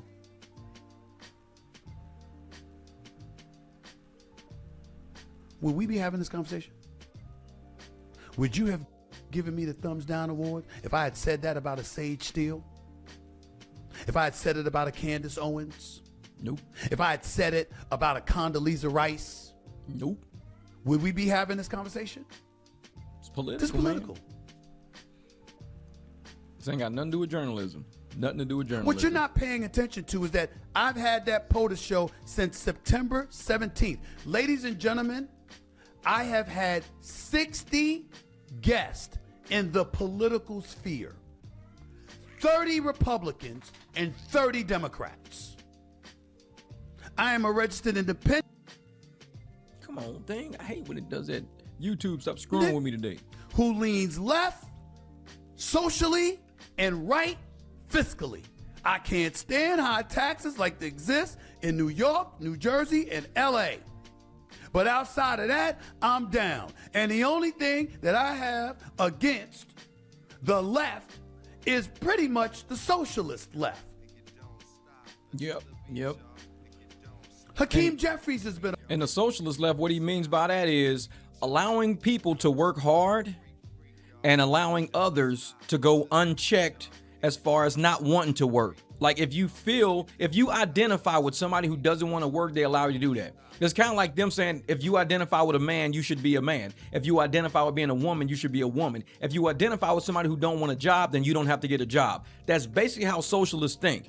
Whatever you feel outside of the facts, you should be allowed to do. If you feel today that you want to just paint your hair blue and not work again, you should have that freedom. And we have hardworking people out there who are willing to make sure you have that lifestyle. We got people willing to go to work every damn day, work 10, 12 hours. We're going to raise their taxes, charge more on gas. We're going to charge more on everything to make sure you have a life to where you don't have to work, because it's socialism. When one makes it, we all end up in the same boat. We can have 10 people working hard and 30 people not working at all. We're going to take from the 10 people. Where on the Republican side, it says, how come all 40 people don't work? The 10 that are working can work, and the 30 that don't want to work need to work. And we take care of people that physically can't work or mentally can't work. That's we take, or have just aged out. We take care of those people who have already given work to the community. But socialists don't think like that. They're like, well, if you don't feel like working, you shouldn't have to work. If you're tired of working, you shouldn't have to work. Let people who want to work, and let them take care of us. Because we should be allowed to just kick back and relax and take vacations and get iPhones and wear the latest Jordans and do what we want to do. And we just use their taxes and we use programs for people who just don't want to work. That's not going to happen like that. You can't run a world like that. You can't run a world like that. What up, Alexander? Sounds like they didn't get the memo. The cancel culture is no longer relevant action. Exactly. And that's one thing, like, when people find out that I'm a Republican, but the way that I think about the black community and how I want to uplift the black community, they go, well, damn, you fight hard. You roll hard for black people, man. It's like, yeah, because I'm black. I mean, I would hope Mexicans would roll hard for Mexicans. I would hope whites would roll hard for whites. What's wrong with Asians rolling hard for Asians? Blacks should roll hard for blacks. There's nothing wrong with that. I don't see nothing wrong with that. If there's a white family and they want to be successful, they should all encourage each other to work hard. Hey, wake up, go get a job. Hey, do this, be responsible. The white people in the house should be waking up the white people in the house going, hey, wake up, get a job. Let's do something. Let's be lucrative. There's nothing wrong with white people in advising other white people to do better so they can get better. So what's wrong with a black person advising black people to do better so we can get better? There's nothing wrong with that. And people think, well, you only want blacks to do well. I never said I only want blacks to do well. I said I want blacks to do well. That's what I want. There's nothing wrong with it. If you found something wrong with that, then something's wrong with you. Because everybody should wake up in their house, and whatever race is in your house, you should want these people to do well. Hey, wake up, let's get jobs, let's do something, let's do well. We deserve better. But if you think, well, I want to wake up, well, I don't care about the people in my house. Let me go across the street and see about these people. No, take care of your house. Because if every house on the block is taken care of, no matter what race is in that house, we got a great community. And it's a diverse community. Everybody's taken care of through the whole street. That's just how I think. I'm not all 100% black on everything because I know that blacks don't own everything. If I need a cell phone, the company I'm going to use is probably like Verizon. I use Verizon. I'll probably use Verizon. Black people don't own Verizon. It's probably owned by a lot of people because it shares and shit like that. But I'm not going to wake up in the morning and go, you know what? I'm only going to use a phone that a black company. Now, I can't do that. If I want to go get some coffee, I'm not going to go to a store I need a grocery store that's only black owned. I can't do that because we don't have that infrastructure yet because too many of us haven't put our time and effort into creating the infrastructure to even have all black everything. We haven't done that. We're too busy doing other shit. So we have to assimilate and deal with every race out there. I live in a Mexican neighborhood. Mexican people did my roof. I eat Mexican food. I shop at Mexican grocery stores. Are there black stores in the Mexican market? No. Can a black store be there? Sure, it could. But do you think you'd be successful there if nobody buys your products? I mean, we got black stores in black neighborhoods that black people won't even support. We got black stores that should be supported a lot more than what they are. We got black people that sell products that should be supported a lot more than what they are. Black people selling purses, shirts, shoes, gear, this and that, and everybody runs straight to TJ Maxx. It's like, why don't you go to that black store right down the street from your house? They sell the same shit, TJ Maxx. Nah, man, I go to TJ Maxx, bro. I go to TJ Maxx. Well, what's wrong with going to that black store right there? Nah. So we don't even support us. We should be supporting us. That's how we're going to make it. But without the infrastructure, we just won't do it. And so, like I said, I know how Stephen A. Smith, he leans more Democrat. I lean more Republican, but I do have tendencies where I overlap another party because of the people who I'm concerned about.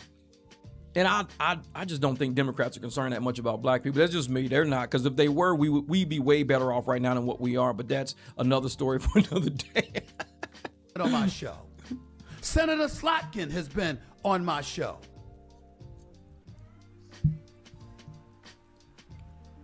Swalwell was on my show before everything went awry.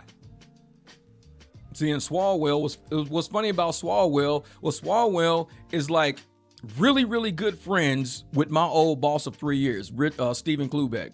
So like, and I tell people, Stephen Klubeck was my boss. He hired me in 2006. I think Stephen hired me he hired me in like 2007. And I worked with Stephen till 2009. So I worked all of 2007, all of 2008, late 2009 is when I end up, I was done. No, it was before that. Damn, it was 2006 because my son was born in 2008. And I met his mom because Stephen Klubeck hired his mom too. And Stephen Klubeck is one of Swalwell's really good friend. These guys, they're like buddies in pictures. They travel together, everything. But that was my old boss. So Democrats have been in my life, and Democrats have hired me to do things for them, like run their books, run their companies, run their financials. I was hired to do that by Democrats. I didn't always work for Republicans. I have worked for a few, but not all. Republicans, and they know that I'm Republican, and they hire me anyways because they say, okay, you're really good with money, you're really good with numbers. I'm like, yeah. you can get a job. And we don't really talk politics that much, but we talk money very well. So, you know, Swalwell, his buddies and shit, like hired me, my old boss or whatever. And that's what we did. We made a lot of money over some good years. We did really, really well. And we made some mergers and acquisitions. We did very well back then. But that's who he's talking about, Swalwell and all those guys that got a lot of money, basically. Representative Clyburn came in studio with me in DC. The list goes on and on. I ask the questions people indicate they want answers to, and I leave it out there for y'all because I'm not an aficionado. You bail out. I strive to be fair. Facts. And I don't believe you can call people racist and tell them they everything but the child of God, they're pieces of crap and they're this and they're that, but you got your hand out for something, whether it's money or an interview or anything like that. I think that's counterproductive. Very counterproductive. Very. If you disagree, I respect that. How does that warrant a thumbs down from a journalist organization? Exactly. It's political. It's a political attack. What is it about my career that started at the New York Daily News, went to the Philadelphia Come on, YouTube, stop doing that. Inquirer, where I got promoted about 9 times, went to CNNSI, to Fox Sports, to ESPN and ESPN Radio, and on top of it all, now it's Sirius XM and owning my own production company and my own YouTube channel. How does any of that warrant what you did? It doesn't. It doesn't. The young aspiring journalist that's out here looking for a come up. I haven't strived to do my part. I don't continue to strive to do my part. I haven't hired people. I haven't gotten people hired. Can't save everybody. Can't hire everybody. But I haven't done anything. Yep. And this is why, exactly what he's saying is why in the black community, and I say this because a lot of people who are not black, who may be in the chat or, you know, may not hang around black people a lot, we have conversations like this a lot of times on this channel, but not only on this channel, but also when I'm like in private with people too, about what we can do to be better black elders of the community. We used to be the black children. And we would talk to our elders. We learned from our elders, our moms, our grandparents, you know, the old people next door and down the street. This generation we have now is not like us. They don't learn from elders. They listen to ChatGPT. That's what they fucking listen to. They don't listen to us as elders. But we sit and we say the reason why the black community is so just not really separated. We're just not in alignment with what we feel black people should be like. Because we have too many people who are okay with saying, oh, I don't want to work. I don't want to do this. I would rather do this. I don't want. And they want to promote that and be successful in that, where I think of the black community as a ship. And you have to have all hands on deck. Because at some point, we're going to hit rough seas. And when we hit rough seas, which is poverty, which is rent, which is bills, which is having a child, when we hit rough seas, you got to know how to react to that. You got to know how to navigate that. But if you sat downstairs playing cards the whole time, eating the whole time, sleeping the whole time, the moment we hit rough seas and you don't know what to do, well, I just had a new kid, I don't know what to do. I just got this, I don't know what to do. My mom died and I don't know who to go to now because my mom died and she used to take care of everything. You hit rough seas now. So in the black community, we need all hands on deck. Because when you see Chinese people in America, it's all hands on deck. You walk into a Chinese restaurant, everybody's working. The 2 granddaughters, the grandson, the son, the grandma, the mom, the parents, the granddads in the back. It's like all hands is on deck. Everybody. Ain't nobody at home just playing like, yeah, they over there making goddamn Chinese rice. I'm going to keep playing Fortnite. I ain't worried about them. I'm going to need some money. I'm going to need money for a new game. They going to give me a new game. No, it's all hands on deck.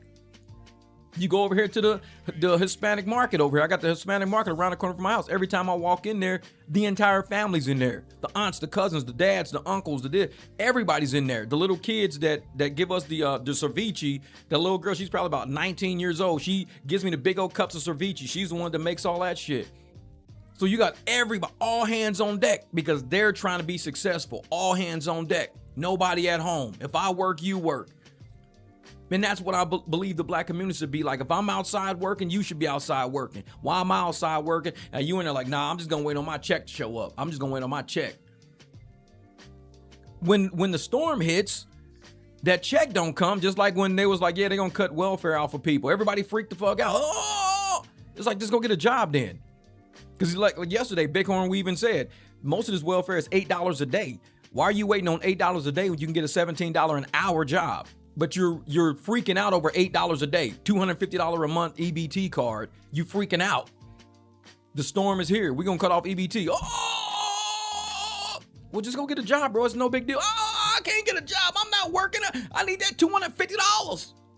That's $8 a day, bro. That's it. It's $8 a day. You could go get $17 an hour, like walk 2 blocks and they're hiring. I don't want that. I don't want that. I need that $8 a day. And it's like, we try, and like I said, I understand where Steven's coming from because he's made it. He's made it, and he's never stopped to say, I'm not going back and giving back. He could. This dude could take all of his money, all of his wealth, all of his shit and say, fuck the black community. I made it. I could live the rest of my life on this shit and never get in front of another camera again and live just fine. Never drop another video and live just fine. He could do that. But he don't. This man is still working. As rich as he is, he's still working every day. Wake up, grinding, because he feels responsible for more people than just himself. He feels responsible for the community around him and the community that he don't even know. He ain't even met them yet. People like me who just watch him, he don't even know us, but he feels responsible, a sense of responsibility. And that's what many of us in the black community lack, a sense of responsibility. We all out for self. We don't care about nobody else. Oh, I got me. I don't care about nobody. I got me. I don't care. But when you have a sense of responsibility, you can't sleep unless you sure everybody's good. Is everybody eating? Everybody good? Everybody got a plate? Everybody good? That's how it used to be in the black community when we go eat at grandma's house, when we go eat at the house. Hey, everybody, you good? You need something? You got a plate? Do I need to? Hey, are you okay? You need some extra? You want seconds? You want something? That's how it used to be. But now it came to the point where people like, just order DoorDash. I'm hungry. Well, I got DoorDash. Order DoorDash. Order Uber Eats. Like, okay, you ain't gonna make sure everybody's fit. Oh, fuck that. Order Uber Eats. And add me some chicken fingers in there too while you at it. Everything just changed. Nobody's caring anymore. We have that type of mindset.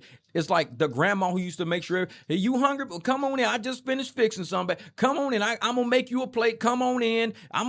Grandma already ate already. I'm good. No, you got to taste this. I made all this food. I'm not throwing this food away. Get in here. You got to come eat some of this. You're like, all right, shit. All right, man, I'm at my grandma's, man. I'm going to sit down and eat real quick. She made some macaroni and you eat and you feel so much better because she knew you needed to eat. She just knew it. She felt responsible for you to get that nutrition in you. You've been eating Snickers all damn day. You've been eating Twizzlers and shit. Come eat some chicken. Come get some macaroni and cheese. And you sit down, you eat, you feel better now. And you're like, man, every time I go to grandma's, man, I got to take a nap, man. She be feeding us good over there. Ain't like that no more. Ain't no grandmas like that. They like, just order DoorDash, goddammit. I'm on Facebook. Go over there and do it. I ain't got time for you shit. You got to Uber Eats. The hell you talking about? Ask me to cook. You got a damn Uber Eats. You ain't gonna make no more of that cornbread, that sweet cornbread, grandma. You better order that shit off of Uber Eats. It's like, wait a minute. We used to grow up. We walk in the house, you can smell the cornbread coming from that Jiffy cornbread. You smell that shit coming up the steps. You be like, ooh, I smell some cornbread. Then you get the cornbread with the actual corn in it. It's like, oh shit, I got the cornbread with the corn in it. This shit's gonna be good. Then you got the bread pudding. Yo, I got some bread pudding. I'm making bread pudding right now too. I got some bread pudding going. Oh shit. Yeah, your grandpa just bought a big old gallon thing of ice cream. We got some bread pudding. We're gonna heat that up, man. For nothing. It's just a normal day at grandma's house. A normal day. That's what it's like. They felt responsible to feed anybody that walked to that front door. And that's Stephen Smith. He got that old school. He just feels responsible. This dude don't need to do his shit for nobody. But he feels responsible because he grew up being fed and now he's still feeding people. This is what we do at the barbecue, man. This is what we do. You will go. I am having this conversation with y'all, ladies and gentlemen, because of one thing and one thing only. I have been accused of disparaging black women. Where? Yep. I can't disagree. I can't question. Oh, it's how you sound. Oh, it's your tone. Really?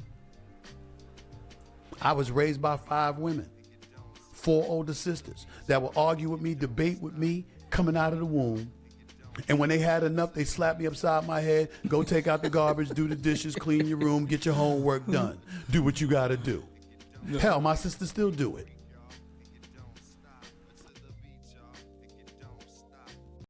Hell yeah, that's funny shit.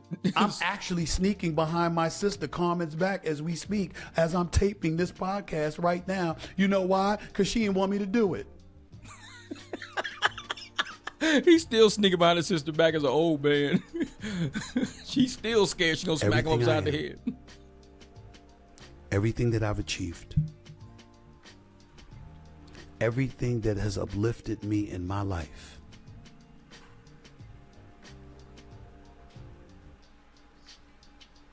has been associated with black women. Facts. Facts.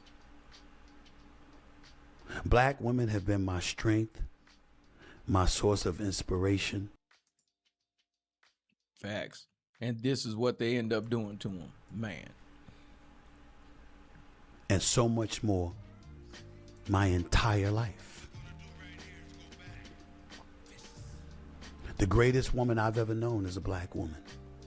My mother, Janet Smith, God rest her soul. The women I love most in this world, my sisters, my nieces, my lady, everybody, black women. What are you talking about? Disparaging black women. Exactly. That Come on, thing. was a flat out lie. You have no foundation upon which to fall on. And you know what makes it worse, ladies and gentlemen? What?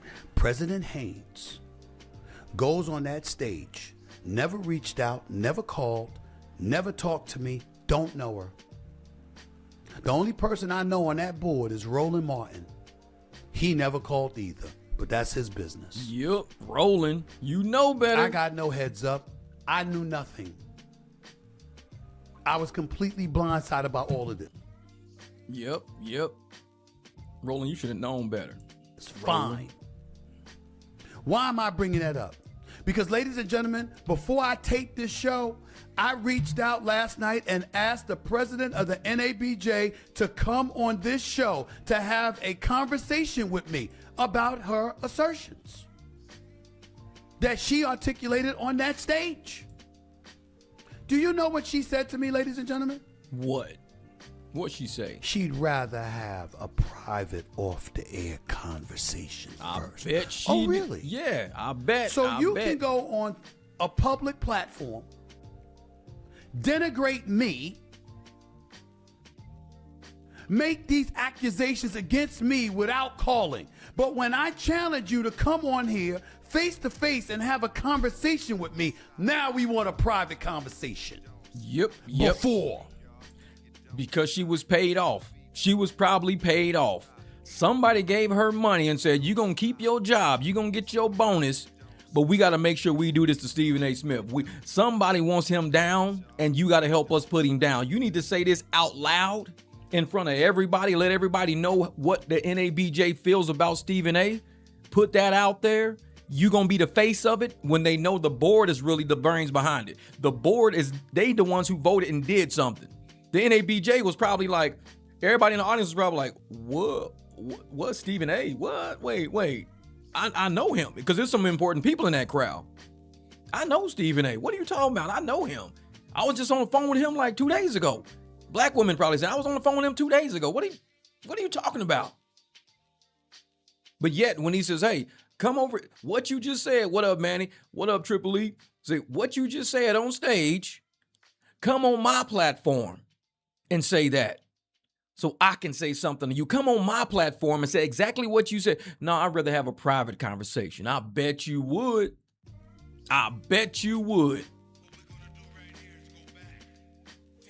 What's good, Manny? My brother Triple E. Come on, YouTube. Quit doing that. I will never speak to her. Because the deed is done. Yep. I was reachable. Roland Martin has my number. They could have gotten it from him. Yep. The Sports Task Force, those are my brothers. Gary Howard, Rob Parker, Leon Carter, Marcus Spears. List goes on and on. Galen Gordon, let me not forget him. Whole bunch of people. All of these people. They got his number. They got his phone number. I'm always there and will always be there for the students. And not a single person The called. aspiring journalists. Those in the field already, always looking for a helping hand. When have I said no?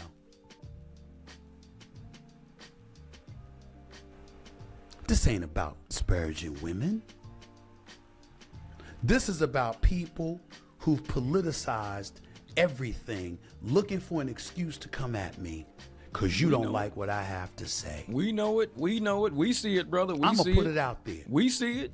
This is about a bunch of liberals, a bunch of Democrats coming for me. We see it. We see it. Which is why I should be flattered, because you hear YouTube is freezing me up. Come the on, footsteps, YouTube. don't you? You hear them footsteps. I'm coming up behind you. You know, at any given moment, I can decide to come at it. I can decide to run. Because with the stuff that I'm seeing, it wouldn't be hard to win. You said the same thing to Michelle Obama. Say it wouldn't be hard to win. Oh, you disparaging her because you said it wouldn't be hard to win. It's like, no. I do have some conservative views. And I understand as trifling as this president can be with his behavior and some of the policies he's tried to implement and the kind of things that his behavior have given the okay to. I get it. I get the fear. It's real. I understand it. I'm a black man. Black. I get it. Yeah. What's up, Megs? But that does not give a journalist organization the right to attack me that way. And see, and that's why I think they're going after him, because of his conservative views. Now, I think everybody out there has conservative views. And I'm going to tell you what a conservative view really is. It's not based in race.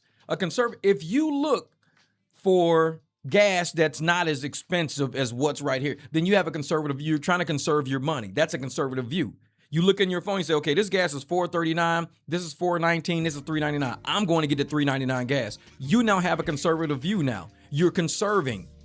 A liberal view is, I don't care about paying $4.99. I'm not the one paying for it any damn ways. I got my check today from the government, so what do I care what gas costs? That's more of like a liberal view, because it's not your money. You didn't work for it. You don't care. So why should you care? That's where they're upset about the fraud and everything. They're like, why do you guys care so much about the fraud? We're not stealing from you guys. We're just stealing tax dollars, money you've already paid. Yeah, but if you didn't steal the tax dollars, you could put those tax dollars back into the communities that need them. And there are a lot of communities that need help that are always being told, oh, we don't have money for that. Well, you got money for fraud, but you don't have money for the communities. That's what makes people upset. You got trillions of dollars you can give to everybody else through fraud. But when it comes time to fix a park in the black community so these kids can have somewhere to play that ain't got glass all on the ground, you don't got money for that. See, that's the problem right there. So conservatives, we say we could save money. We can cut out fraud. We can be fiscally responsible, save the money so we can take care of things we need to take care of. Like, people wonder, how am I not driving Uber? How am I not driving Lyft? How do I don't get paid on YouTube, but yet somehow I can fix a $12,000 roof problem on my house? How can I do that? Because I'm conservative. I save money in the areas I need to serve, because when it comes time to put a roof on my house, I got the 12 grand to spend. I got it. How the hell you got 12 grand? You don't even drive Uber and Lyft. What do you do? Because I'm conservative. I know where to spend money, when to spend money, how to make money, how to save money. I'm conservative. That's what conservative. If I was like, you know what? I don't care how much money I spend. I don't even care, because I'm gonna end up getting a government check anyway, so I'm just gonna throw the money. No, that's not that's liberal. You don't care about expenses at that point. You don't care about fraud. You don't care about nothing. So I think every person out there has conservative in them, but they don't know what it is, because you've been told a narrative that conservative means you're a Republican. No, Republican policies are conservative, but you're a conservative if you think saving money is better than wasting money. If you don't mind wasting money, creating new programs, throwing money away, hiring this person, $500,000 salary for somebody who has 250 students at their school. Yeah, Arizona was just busted doing that. An Arizona liberal principal was making over $500,000 a year at a small prep school that only had 250 students. 250 students, and you get $500,000 a year as your salary package. $500,000. And they wonder, why don't our kids have money in education? Why are black kids not being educated right? Because you got this liberal lady getting $500,000 of your tax dollars, $500,000 going into her pocket, $500,000 every single year for 250 students. That's not conservative. That's liberal. That's throwing money away, wasting money. Teachers in there probably making $30,000 a year, $34,000 a year. It's probably not a lot of teachers if you only got 250 students. Teachers probably driving Uber and Lyft on their weekends. They probably out here doing DoorDash and shit because they don't got enough money. But you got this liberal principal making over 500. She was 525,000 she was getting in bonuses and packages and shit every single year. A conservative would come in and go, I think we're wasting money somewhere. I guarantee I can find a principal out there, a principal that would do this for about 120,000. So we can save 400 grand a year right there off the bat. We can save 400 grand. I can find somebody willing to be the principal of this school, talk to these kids for 120 grand a year. I could find somebody. I guarantee it. That's what a conservative would do. People don't like conservatives because we come in. We're accountants. We change shit around. All the people who get away with the schemes and the scams and the bullshit, they don't like us because they've been eating off the scheme, the scam, and the bullshit. Conservative come in, oh, everybody got to work, man. Everybody got to work, man. Everybody got to work. Why? Jeff's back. Everybody got to work. Shit, we was doing good before his ass got here. Now everybody got to work, man. We was kicking back, relaxing, getting money on top of money, money on top of money, not doing shit. Conservative walked in the door. Everybody got to fucking work. Damn. We had it good for a minute, man. And that's why people want to shut conservatives up, because you got to realize the people who are eating real good. Billions of dollars flowing through their hands in 107 days. Billions. And they still come up short. How is that possible? You still come up with debt. Walking out. I mean, you got the Democratic National thing. What are they doing? They're hawking the headquarters. They're putting the headquarters on they're using it as collateral for loans. You're basically pawning your headquarters because somehow you don't have money to run operations because we're uncovering all the fraud and seeing where all the money's going. And now you don't have that fraud siphon, that fraud spigot got turned off.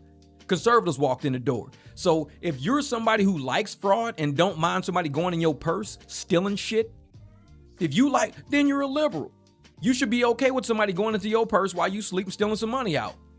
You should be okay with somebody hacking your bank account and sliding out about 150, 200. You should be okay with that because you're not conservative, right? You're liberal. You're okay with fraud. You're okay with people doing you like that. But if you're not okay with that shit, you're more conservative than what you think.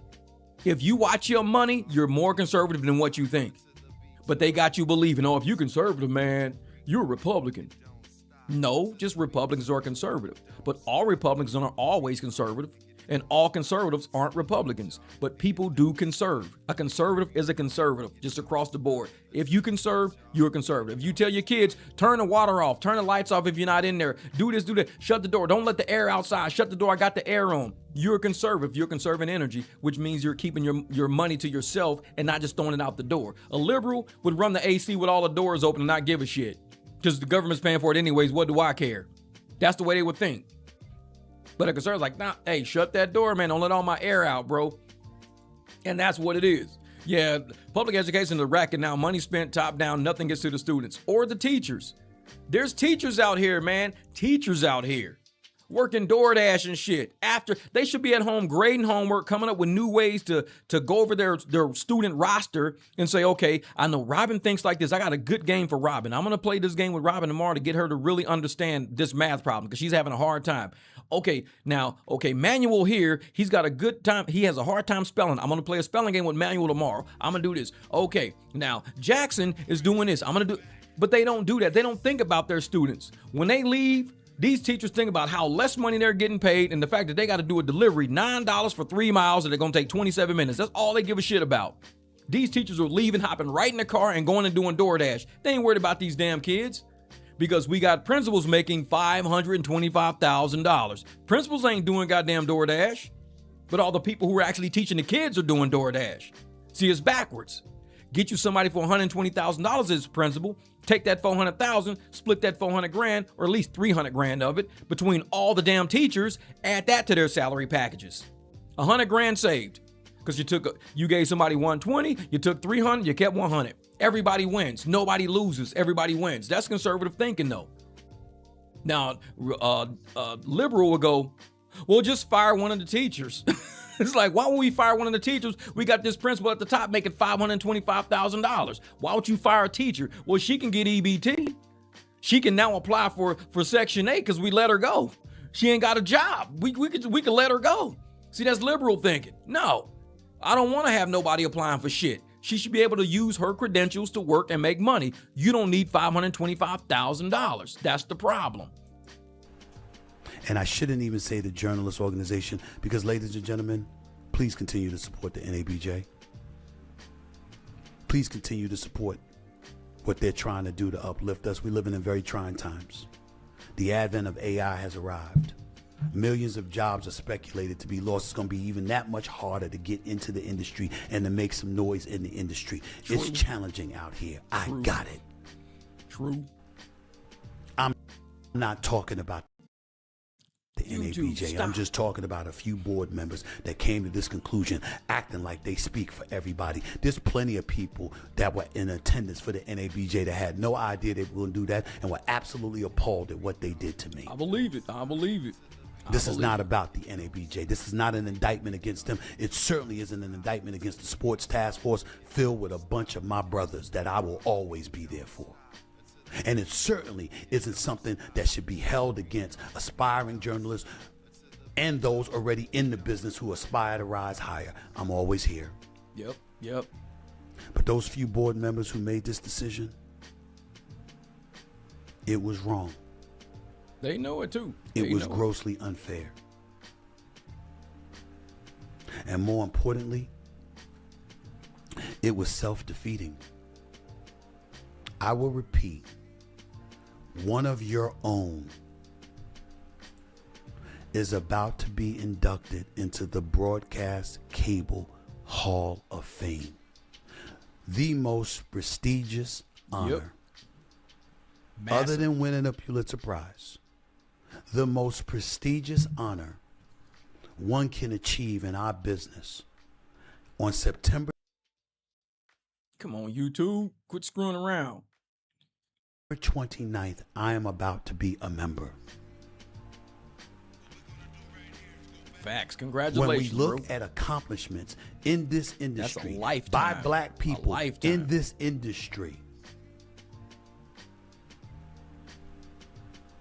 I'm one of the top dudes to have ever achieved in this business. Real talk. Yet I'm not in your Hall of Fame. Exactly. I was good enough Crabs to speak in the to bucket. the kids. I was good enough. YouTube, you need to quit this. Quit it. To be in the booth for the job fair. I was good enough to have a nationally televised show at your conference over the last 2 years. And the year I don't come back with the show is when I get the thumbs down award. And then you say something as vague as, oh my goodness, he's disparaging black women with no facts. See, that's what it is. That's what it is. As long as you jumping through hoops for them, they got love for you. It's pretty sad. The moment you say I got to do something else. By the way. Yeah, it's trash. Trash. Come on, Speaking of my company, Disney, that employs me, that I'm a star for.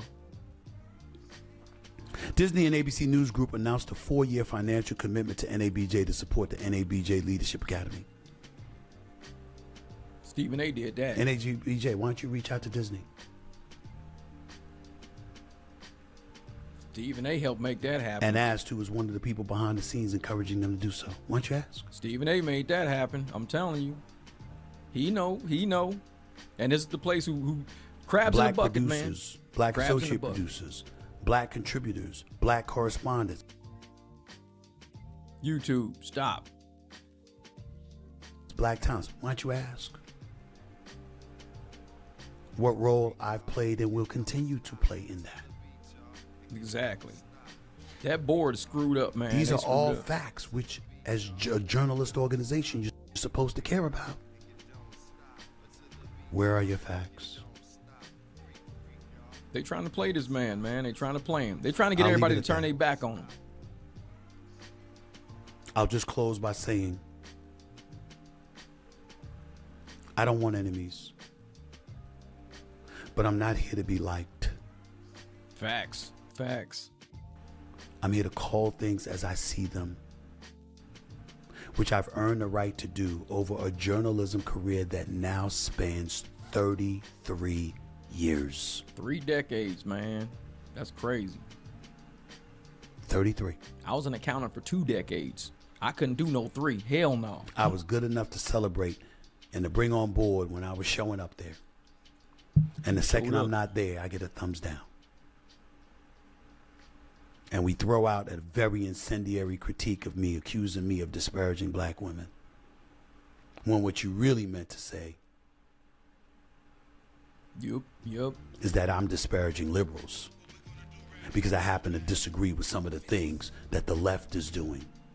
That's all it is. Political, man. That's all it is. People behind the scenes in the political stratosphere, in my opinion, Come on, YouTube. Quit screwing around with me today, man. influenced your decision to do what you did. If these so-called disparaging things I did, which again is totally false, were true, and I was saying it about black female conservatives, you wouldn't have said a word. Which means it's not my credibility that's in question. It's yours. Yep. It's yours. Because a journalism organization ain't supposed to be doing that. You ain't supposed to be taking sides. Generally speaking. You're supposed to go on a case-by-case basis. Research, do your homework. But most importantly, be objective. That's it. Be objective. Be objective. This is not objectivity. This was a smear job. Yep. I'm glad he But made it this won't video. stop me. I'm glad he made this video. It's not going to stop me.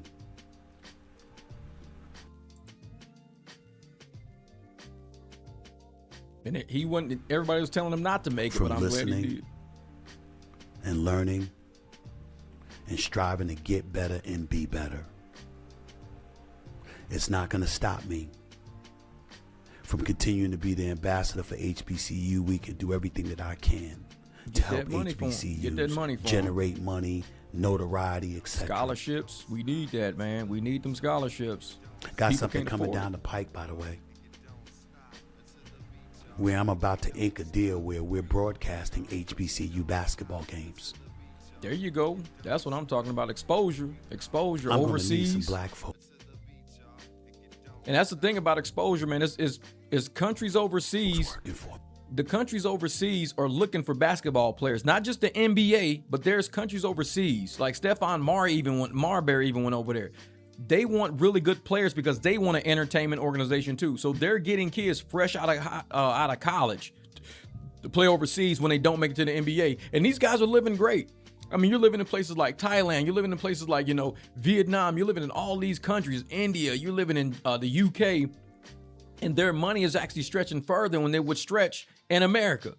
So they don't have NBA level salaries over there, but they live in like kings where they go and play. They're taking their whole families over there. They're living a really good existence. Sports can do some amazing things for you. So Stephen A is expanding a lifestyle for people even outside of journalism. He's giving exposure, showing people things. And the fact that the NABJ don't respect this man for who he's been for 30 years to come and give back to the community, to come and give back.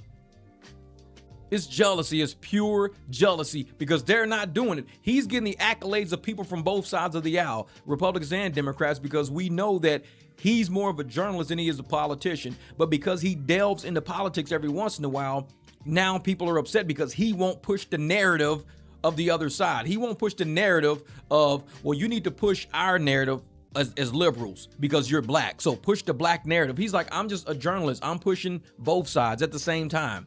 I'm a little conservative. I'm a little liberal. I'm pushing both sides. There's nothing wrong with that. This man, like I said, in September, he will be inducted into the Hall of Fame. And yet, here's the NABJ, who he's went to Disney and got millions of dollars in scholarships for. People would never, I went to college on a scholarship. I became an accountant. Left the hood on a scholarship, became an accountant. Had a 20-year accounting career in Las Vegas. My offices used to overlook the Las Vegas Strip. I had $1 million views every day while I'm doing financial statements. I look up, all I see is cars going down the strip. I see people partying. I see planes landing. I see the Red Rock Canyon way, way out in the distance. I see Mount Charleston way up north. And I'm sitting there at my desk. A kid from the hood who saw Romanus Robinson shot dead in front of my driveway, right in front of my driveway. I saw that shooting in my driveway. Well, when he was shot already by the time I made it upstairs, but I saw that death. Me and my cousin James Cutts, we saw that man dead laying in the street. We went from seeing things like that, normal occurrence, to I got a multi-million-dollar view every single day I go to work. I walk into work. I can order from downstairs, whatever I want to do. It's all written off by the casino. I'm overlooking everything. This is a beautiful view, beautiful sight. That was all done on scholarship. That's what a scholar, and that's why on this channel I preach about scholarships. I'm like, please get these kids scholarships, because I know the power of a scholarship. I know the power of investing money into a kid who ain't got shit going for themselves.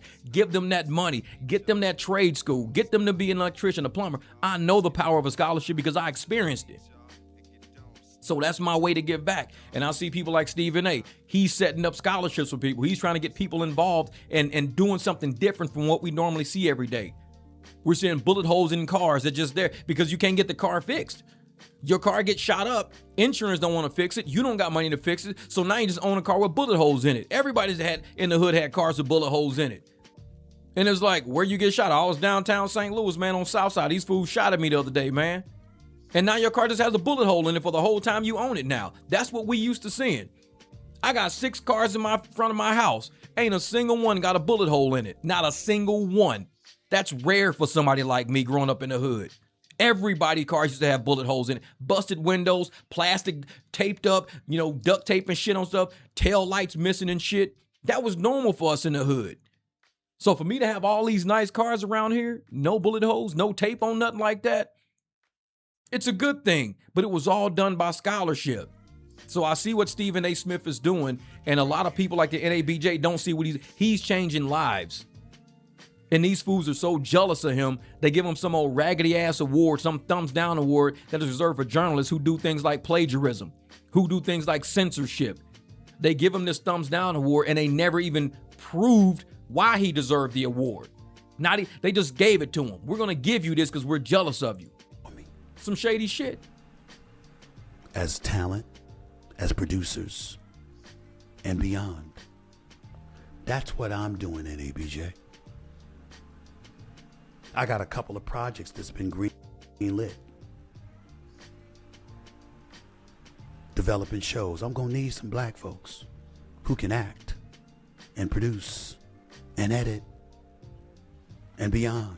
That's what I'm doing at NABJ. I got a show on First Take to continue to shine and uplift. And even though he ain't from an HBCU, I would love to have my man Ryan Clark back someday. I love that brother. I would love to have my man Shannon Sharp back someday. I love that brother. The playmaker, Michael Irvin. Damn right. But I also want new blood. For ESPN, for SiriusXM, for YouTube and beyond with a podcast network that I'm building. That's what I'm doing in NABJ. I want to be in the podcast network, man. Let's get me in. I'm the accountant. What you doing? You know what you're doing? What you doing? Hoping that the young aspiring journalists you serve to uplift will ultimately achieve some of the things I've already achieved. That's what you should be doing. That's what you're doing. That's what you should be doing. 100% facts, bro. 100% facts. And whether you deserve it or not, I will be right there continuously to help the Come on, YouTube. You guys suck. organization and to help all my boys associated with the organization, especially the Sports Task Force. I will never abandon my brothers. Yep. And as an organization, the NABJ, and thanks again to my man, Dr. Ian, a friend of mine. There you go. Calling me last night to reminding me, yo, bro, everybody ain't against you. There's a lot of us for you. Love that, brother. Appreciate you. My man, Galen Gordon, I read your email. My dog, love you. You know that. List goes on and on. Gary Howard, Rob Parker. Come on, bro. Y'all know it's a brotherhood. You know what you mean to me. Yep. Real talk, brother. But I think this was the end of this video anyway. Is the NABJ. Leon Carter, Sports Task Force. Yeah, it was David like Squires, others. I'm here. I'll never abandon the organization. Real talk.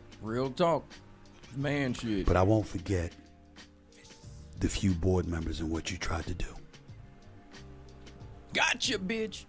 It was wrong. He gonna remember shit. Totally wrong. I will strive to do better. Will you? Exactly. I'll leave it at that. Facts, bro. Facts. Come on, man. All right. I think he was done anyway. Y'all have a beautiful day. I'm will going to continue doing what I'm doing. At the barbecue. Because contrary to popular belief, we ain't supposed to be about popularity contests and people agreeing with us and us saying stuff that makes everybody feel good. We're journalists.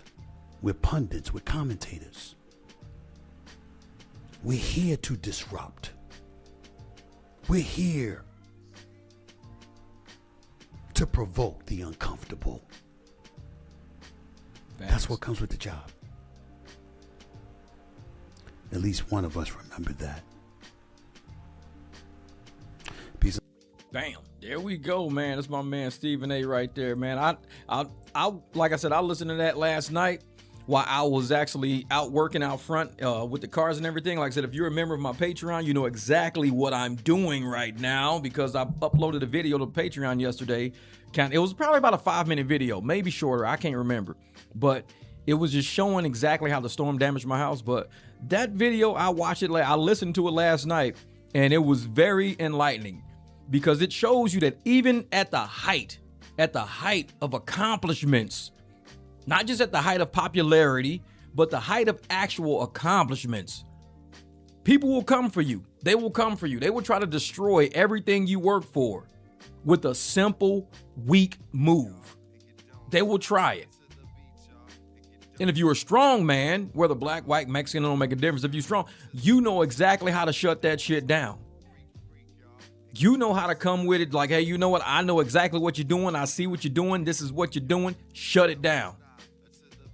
Because if you let people keep playing with you, they're going to keep playing with you. You shut it down, motherfuckers don't want to mess with you, man. So this award they gave him, isn't that disparaging a black man? They never recognize the hypocrisy. And the thing is, they're disparaging him to the point that they won't even show what he did or said to disparage. He said these are the only things that he's ever done around prominent black women. These are the things he's done. He showed that. He asked them, you tell me what have I done? They haven't shown anything. He don't know. He's showing what he's done around prominent black women. So he's like, if this is what you mean by disparaging, it's me doing journalism. Nobody's calling it disparaging. It's me asking questions. So the fact that I didn't ask these questions to a conservative, I didn't ask these questions to a Republican, You got mad at me because I'm asking a Democrat. Now, had I asked the same question to a Republican, he'd be like, yeah, get him, Steve. No, it's just a question. It's an elephant in the room type of question. And that's what he even said in this video. Guaranteed I would have never got this award had I not asked liberals. And he said, I've had 30 liberals on my show. I've had 30 conservatives on my show. Everybody's been asked questions. Why am I only chastised for the prominent black women who have been on my show? And you haven't said anything about anything I've ever asked anybody else, but they're general norm because they want to make it political. General normal questions. Things people see and say every single day. He hasn't said one derogatory remark, hasn't said one disparaging remark, hasn't said anything off-putting about a black woman. Because like I said, he's got black daughters, he's got wives, children raised by black women. Black women work all through his organization. So why would he say something off-putting and generic about black women when they basically run the show for him? Why would he do that? These people have absolutely nothing. So they try to disparage him, the hypocrisy, try to disparage him by making everybody think he's somebody he's not. So he says, I'm dropping a video. Nah, man, don't even worry about it, man. Don't drop a video. Don't worry about it. Don't even worry about it. No, I'm gonna worry about it because my employer, Disney, is giving them millions of dollars. I'm working with other people at NABJ to come up with 140 million in scholarships. I'm still going back, mentoring and educating. And you got a couple of haters on the board thinking that they represent all of NABJ. And they're going to sit there and say, we recommend he get this award. Only 4 awards have been given in the history of the NABJ. He's the 4th. He didn't deserve that. He didn't deserve it. He know he didn't deserve it. Everybody knows he didn't deserve it. But the board of the NABJ, some jealous ass person on that board decided that they wanted to overstep his legacy. He's going into the Hall of Fame. In September, he'll be in the Hall of Fame. But like you said, he's not the Hall of Fame at NABJ. No, he thumbs down at the NABJ. But when it comes to international, world-renowned journalism, he's a Hall of Famer. He's elite. He's the top of the top. Somebody at the NABJ wanted that award. Somebody at the NABJ wanted to be where he is and didn't get there. So they decided, well, we're going to take you down a couple of notches and humble you. Nah, I don't think they humbled him. I think they woke up a lot of people to really realize what this crabs in the barrel shit, it's still at the top. People think crabs in the barrel is still at the bottom. No, that shit's still at the top. They will pull that with you at the top. Because somebody at the top decided they didn't want him to get out of the bucket. They wanted him to be humbled. It's hard to humble a man like Stephen A. Smith. It's really hard. He has to humble himself, which he does very well. He humbles himself very well. So it's hard to humble somebody like him. You just can't do it. There's nothing you can do or say to humble him. He's self-humbling, and he does it all the time. He says how he does this, and he goes back and he gives up hours of his time, and he goes and helps get scholarship. He could just run off with his money, buy a damn Rolls Royce, get him a yacht, say fuck everybody, and live his life. He could do that, but he don't. He's still hiring people. He still wants to hire people. He still got projects in the works to hire more people. The dude won't stop. He won't stop. And I think that's what upsets the people who know who he is, and they want to try to, we're going to take him down a notch. Nah. All he did was woke up everybody in the space. Everybody in the black space, especially of journalism, everybody woke up and they like, okay, these people, man, yep, it's jealousy. Always the rule in politics. Do as I say, not as I do. But they forgot that as a journalist, the rule is always ask the hard questions. Jealousy only shows their ignorance. That is exactly what it is, Trace. That's exactly what it is. It's pure jealousy. Everybody can see it a mile away. There's people who on that board had his phone number and didn't call him because they know they would have nothing to say if they did call him. When he asked, well, you can come get on my show and we can have a talk on my show. No, I'd rather talk to you in private. Why? Because you know some sideways shit you gonna say. Because somebody on the board is gonna be like, why'd you tell him that on the show? We know what you told him because we watched the show. Why'd you tell him that? That we forced you to do that? That you were paid to do that? That we didn't have any evidence? Why did you tell him that out loud? But if the person met with him in public, they can give him a heads up. Hey, it's a heads up. This is who actually did it. Heads up. This is who's going out against you. Heads up. See, they can do that in private. But if they did that in public on his show, they lose their job. They be viewed as a backstabber for telling the truth. As a journalist, for telling the truth, you're a backstabber because you told the truth. This is a journalist organization, but you're a backstabber for telling the truth. These people ain't about truth. They're about covering up bullshit. Whoever's on that board is about covering up bullshit, and he knows it. He knows it. A lot of us saw it and know it. And I'm glad he made the video. Again, I'm glad he made the video yesterday. He dropped it yesterday, and I'm glad he did. Against his sister's wishes. Because it's something that people like me, I like hearing truth. I like hearing achievements, advancements, and I like to hear when people say, you know what, I'm calling this shit what it is. I like that. Because we miss that reality. All these fake ass people out there, all these phony ass people out there, all these weird. No, I like reality. I'm going to keep it 100. I'm going to keep it real. I come from that era. I'm not about the bullshit. So when people try to bring it to me, sometimes I give it to them. Sometimes I ain't got time to give it to them. I'll be like, you know, I ain't got time for that shit. But sometimes I do got time. And when I do, they going to hate me. They going to hate because I bring it. Everybody who knows me from even before social media days, they know if I'm going to drop some shit, you're not going to like me after this. You're not going to like me after. But I'll tell you, I'm not here to be liked. I'm just like Stephen A. I'm not here to be liked. You don't have to like me. I'm not here to be liked. It's like, I'm here to do something else with my time. I'm not here to be liked. Nah, but shoot. What time is it? 8:21. It is 8:21, 8:47 on the 21. I appreciate you guys for rocking. We've been on live. How long have we been on this live stream? 2 hours and 16 minutes. And again, this is 10 consecutive days. 10 consecutive days. We have done MicDrop mornings, barbecue for breakfast, 10 consecutive business days. Can we do 15? I got to get up next week. I got to wake up next. And to me, doing 5 was hard. Doing 5 was really hard. Now it's getting a little easier to actually get up, and I got my system down now. Jeff gonna cook, you know it, Tracy. I'm a cook. We gotta meet up, Tracy, too. It's been a long time since I saw you, lady. We gotta do something. We gotta all hang out. We need to get together and either have sushi night or something like that. Call everybody up. We gotta hang out. We need to have an after summer just hang out. I'll call Bighorn Kev, get everybody. Triple E, his ass, he's in Florida now. He's in Tennessee picking up trucks and everything, doing work and all that. But we all got to get together pretty soon. I miss hanging out with everybody. We used to have fun at the little coffee shop. We used to have fun. For people that don't know, we're an old group of drivers and stuff like that. It's about 20, 30 of us, and we all hang out from time to time. But we get together. We've got together at Native Wings. The first time we got together was at Native Wings. Man, it was DB, Matt. It was everybody was there. Man, we had a blast. And we all just ate, and we had the waitress there cracking up. Well, we all Uber and Lyft drivers, because that's what we were back then. We all Uber and Lyft drivers. That lady was dying. She says, oh my God, I wish I could get one of you guys as my driver. You guys are funny. I was like, we was dying laughing. So it's like, yep, we got to get back together. Then me, Jamil, Bighorn Kev, we all went up. We went down on Mill Avenue, had sushi on a Sunday one time, and we just hung out. We had the waitress cracking up there too. She was like, man, you guys are too much. We're drivers. That's what we do. We have fun with our clients too. So we need to get a group of about 15, 20 of us together, show up somewhere. I don't know, Dave and Buster's, who knows? I don't know. We'll figure something out. Maybe we all go bowling or some shit. So, yep. And if you got Trace, if you got the same number, let me know, because I can shoot you a text. If you got the same number, I'll just shoot you a text and we'll start trying to organize something. There's a lot of new drivers, a lot of new female drivers we got on deck too. And like I text them off and on, I check on them, make sure they're doing good with clients, with money and stuff like that. So definitely we got more women in the group now, Trace. You haven't been around for a while. We got a lot more women.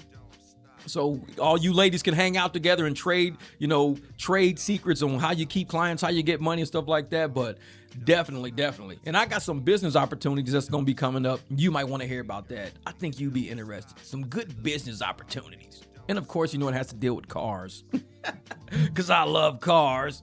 But yeah, getting up in the morning and doing this is getting easier, man. I appreciate it. I appreciate you guys just for getting up and doing this with me, because it's not easy. I know, because most of you guys have busy days. You got busy lives. You got stuff to do. But the fact that you wake up in the morning with me, and this is the first thing I do in the morning. I don't even eat breakfast. I come straight to the studio. I got it set up to where I even got the second camera set up already. I come in, I get everything going. I don't mess around. Let me see, where's my other cam at? Oh, yep, it's right up. I see it is up under there. I don't have to click it though. Nope, I'm not opening that shit. But yeah, and that's what I do. I come in, I get everything set up. I make sure that I got my lights going. I got enough candles. And the thing about the candles is this. If my candles are low, then I got to make new ones like a couple of days before, because I just ordered 20 pounds of wax. I got to go over to Patreon. I got another candle giveaway coming up. So if you're not on my Patreon, go join the Patreon. I do candle giveaways where I ship 2-3 candles at a time. I got a couple of shirt giveaways coming up. We got a lot coming down the pipe. But I had a big storm hit my house yesterday. Oh man, and the video's on Patreon. And the more I think about it, I got a lot of work to do. A big storm hit my house, and I'm just like, I wanted to do the shirts, I wanted to do the candles, but here I am, 2-3 o'clock in the morning with drills, ladders, fixing shit in the middle of the damn night so it's not blazing hot outside. But I gotta do what I gotta do. But we're gonna get these candles done. I'm gonna get these shirts done. And, you know, because I'm a channel that likes to give back. I love to give back to people because it makes this channel feel more like family, less like just some random ass YouTube channel you watching. I could care less about the views. It's more about how do we get down? How do we do this together as a team? That's what I like about this channel.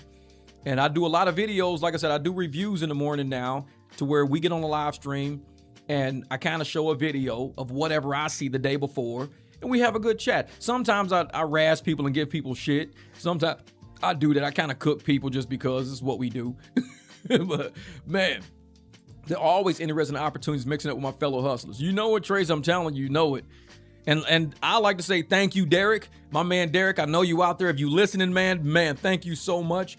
Because yes, I gotta set up tonight for my clients. I gotta do stuff for my clients tonight. And I had another client hit me up, her and her daughter, and I'm like, oh shit. It's right at the tail end of there's a way I could make it to get to them, but I would have to rush through traffic and hope that everything hit at the exact same time. I would have to really hope that happened. But I was like, you know what? That's why we have teams. I'm not about to stress the hell out. So I hit Derek and said, Derek, can you do me a favor? I got a client, her and her daughter need a ride. Is there any way you can help them out? So if you pick them up, then you could probably, if you take them to the airport, chat with them and see when they're coming back, and you could get them back so you can get that round trip money. Even if it was a client that I could deal with on the way back, I'd rather, since you're taking my clients to the airport, I want you to get the return money too. So I like to thank Derek for at least stepping up to the plate, not telling me he couldn't do it. He's like, I said, please text my clients if you can do it, this and that. He's like, no problem, brother, I got you. That's what we do on this. This is one of the only YouTube channels where you actually make money off of the host. People make money off of me all the damn time because I get cool with you and I know who you are and I know how you work. I know how you think and how you move. And even Stanley out in Memphis or whatever, I tell people, if you're flying in through Memphis, if you're going, to Florida, you need John Rexford, my man John Rexford. He's down in Florida. If you're going to Florida, let me know where you're going. Email me. My email's always in the description. And I can have a solid driver show up. These people on my channel make money. This is not just a channel where you come and just watch and you click like and leave a comment. No, people come and they stay and they hang out and they know I'm giving out plates around here. So thank you, Derek, for answering me yesterday. I appreciate you answering my text. Thank you for picking up my client. See if she can be picked up from the airport when they return, because I may be able to, but I would rather you get the return money. I'd rather you just cycle that out. Just cycle that out, get the whole package. And no, I'll probably have another client to deal with anyways, but I want you to cycle that out. I'm always giving away money around here because it's how we feed each other, it's how we help each other. And we support each other like that. I don't mind, people making money off of my clients. I don't mind because I'm here for the long haul. I make money work and I do a lot of things and it takes a little bit off of my plate so I can improve my property. I don't have to get dressed, clean the truck, go do clients. No, I just pass my client to somebody else and y'all can have the money. And it leaves me home so I can clean the dog poop out of my yard and fix something that fell over here and re-drill something over. I'm like, that's what I do, man. You guys help me out and I appreciate that shit because you don't have to. Y'all don't even have to help me out. Y'all can say, well, I watch your videos. That should be enough. But y'all say, you know what? Not only do I watch your videos, but I pick up your clients for you, bro. And I don't get a cut of the money. That's not what I do. If whatever my clients are paying is your money, you don't have to pay me nothing. I don't do that. That's not cool. But it helps me a lot because I do live streams. I got to do stuff around the house. I got other clients I got to do. I got repairs coming on the pipe. I got to do housework like washing clothes and shit like that, cooking dinner. So I appreciate you guys for stepping up to the plate and just helping me out. That's it. Just one of those weird channels. Not a lot of people can say, hey, I make money off this YouTube channel. Not a lot of people can say that. This is one of the only channels that really does that we do business around here. We really do business, and I appreciate it. I want to keep it going forward. I got, like Tracy said, I got other opportunities coming up that don't involve driving, but it involves some big chunks of money. And like I said, if it works, it works. If it don't, it don't.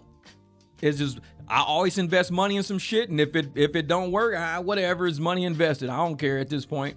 Ooh, which reminds me, I sold some stock yesterday. I put in for a stock sale yesterday so I can cash out of this stock I had, and I haven't checked the thing. I forgot all about it till just now. So if it sold, it sold. If it didn't, it didn't. Whatever.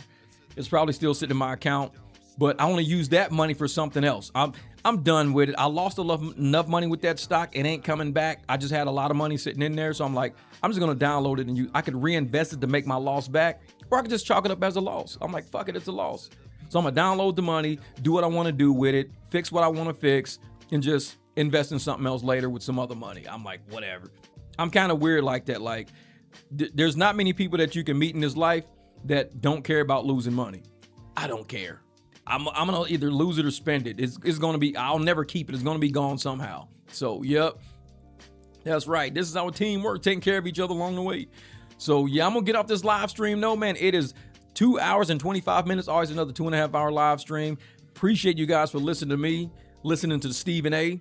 Because like I said, always know, man, even when you're making it, even when you get into that, all those accomplishments you had, you're going to have somebody who wants to pull you back down, throw you back down into the gutter, and not want you to rise up out of that. Always trying to, crabs in the barrel. So make sure you keep them snakes out of, keep them away from you. Don't let them around you. Don't let them get too close to you. Keep them snakes away from you. Keep them crabs off your back. Say, hey, get off my, don't pull me back in, bro. And in the meantime, have a great day. Make some money out there.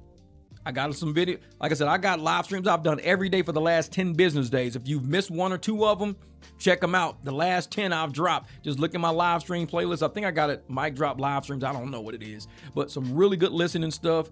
Things that might help you out. Things that might make you laugh. No telling. Today was a more serious one. Usually we laugh and have a great time, but we'll be back. This is Friday. If I can get on live over the weekend, I will. If I can't, I can't, but definitely Monday morning. I will be back Monday morning. I'm going to always do MicDrop mornings, barbecue for breakfast, Monday through Friday. Trying to do 5 a.m. Sometimes I get 6 or 7, whatever.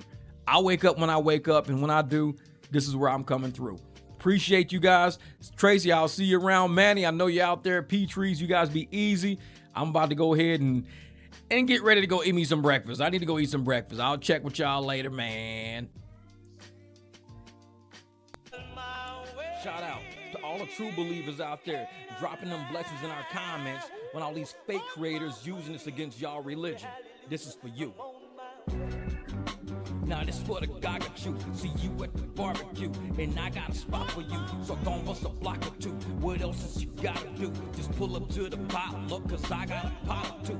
And I got a lot of crew, and I got a lot to do. These chickens sitting simmer now, so I'm about to throttle through. The latest model you would do is still kinda bother you, but nobody's stopping you. I'm preaching that gospel, woo. My pop was still popping through. The cops are still watching through. The prophets on the block were shouting loud like the guy got you. They spitting the rituals and giving the signals. Religion getting spiritual, we getting residuals. The prophecy cyclical and poverty cyclical. See, dad leave kids grieve, mamas need miracles, and I'm getting sick of you. The hood and went digital. These cameras all around, so it's easier getting you. The fiction that you spitting getting seriously critical. It's trash, like your ass on a minstrel. The coke about to bench you, the clan wanna lynch you. The evidence of penance hella strong with the stench too. The barbecue I'm grilling for the women and men too. Your hands up in the sky when the spirit's within you, and you just wanna give it to the Lord. You done been through the droughts that you went through, but you wanna win too. It's constantly getting you to the point of a sin too. You gotta get that paper in your pockets, cause rent due. Cause even in Flint too, these criminals sprint through. The government bent you. See you on the bench, dude. Now you at the barbecue, and I got a spot for you. So gon' bust a block or two. What else is you gotta do? Just pull up to the potluck, cause I got a pot or two, and I got a lot of crew. But this for the guy that you. We the other true. For all my people out there that's true believers, you know what I'm saying, out there spreading that energy, spreading the word out there. I might not do it. These fake creators out there, they trying to do it to use it against you. I'm saying don't give up. Stay a God at you if that's what you are, you know what I'm saying? Don't even be ashamed of believing in the Lord. Don't be ashamed of that. Do what you do. Don't worry about us. We just out here creating content, having a good time. But do not let nobody use that against you. You gotta peep that out for yourself, you know what I'm saying? We at the barbecue and this is how we get down. Okay, guys, look, come through. God was coming. It was coming through. People watching my stuff. We the got you. It get hot in that kitchen, boy. But you still gotta cook. And guess what? People gonna be coming with plates out. And they gotta be fed. You the chef, dog. Keep cooking.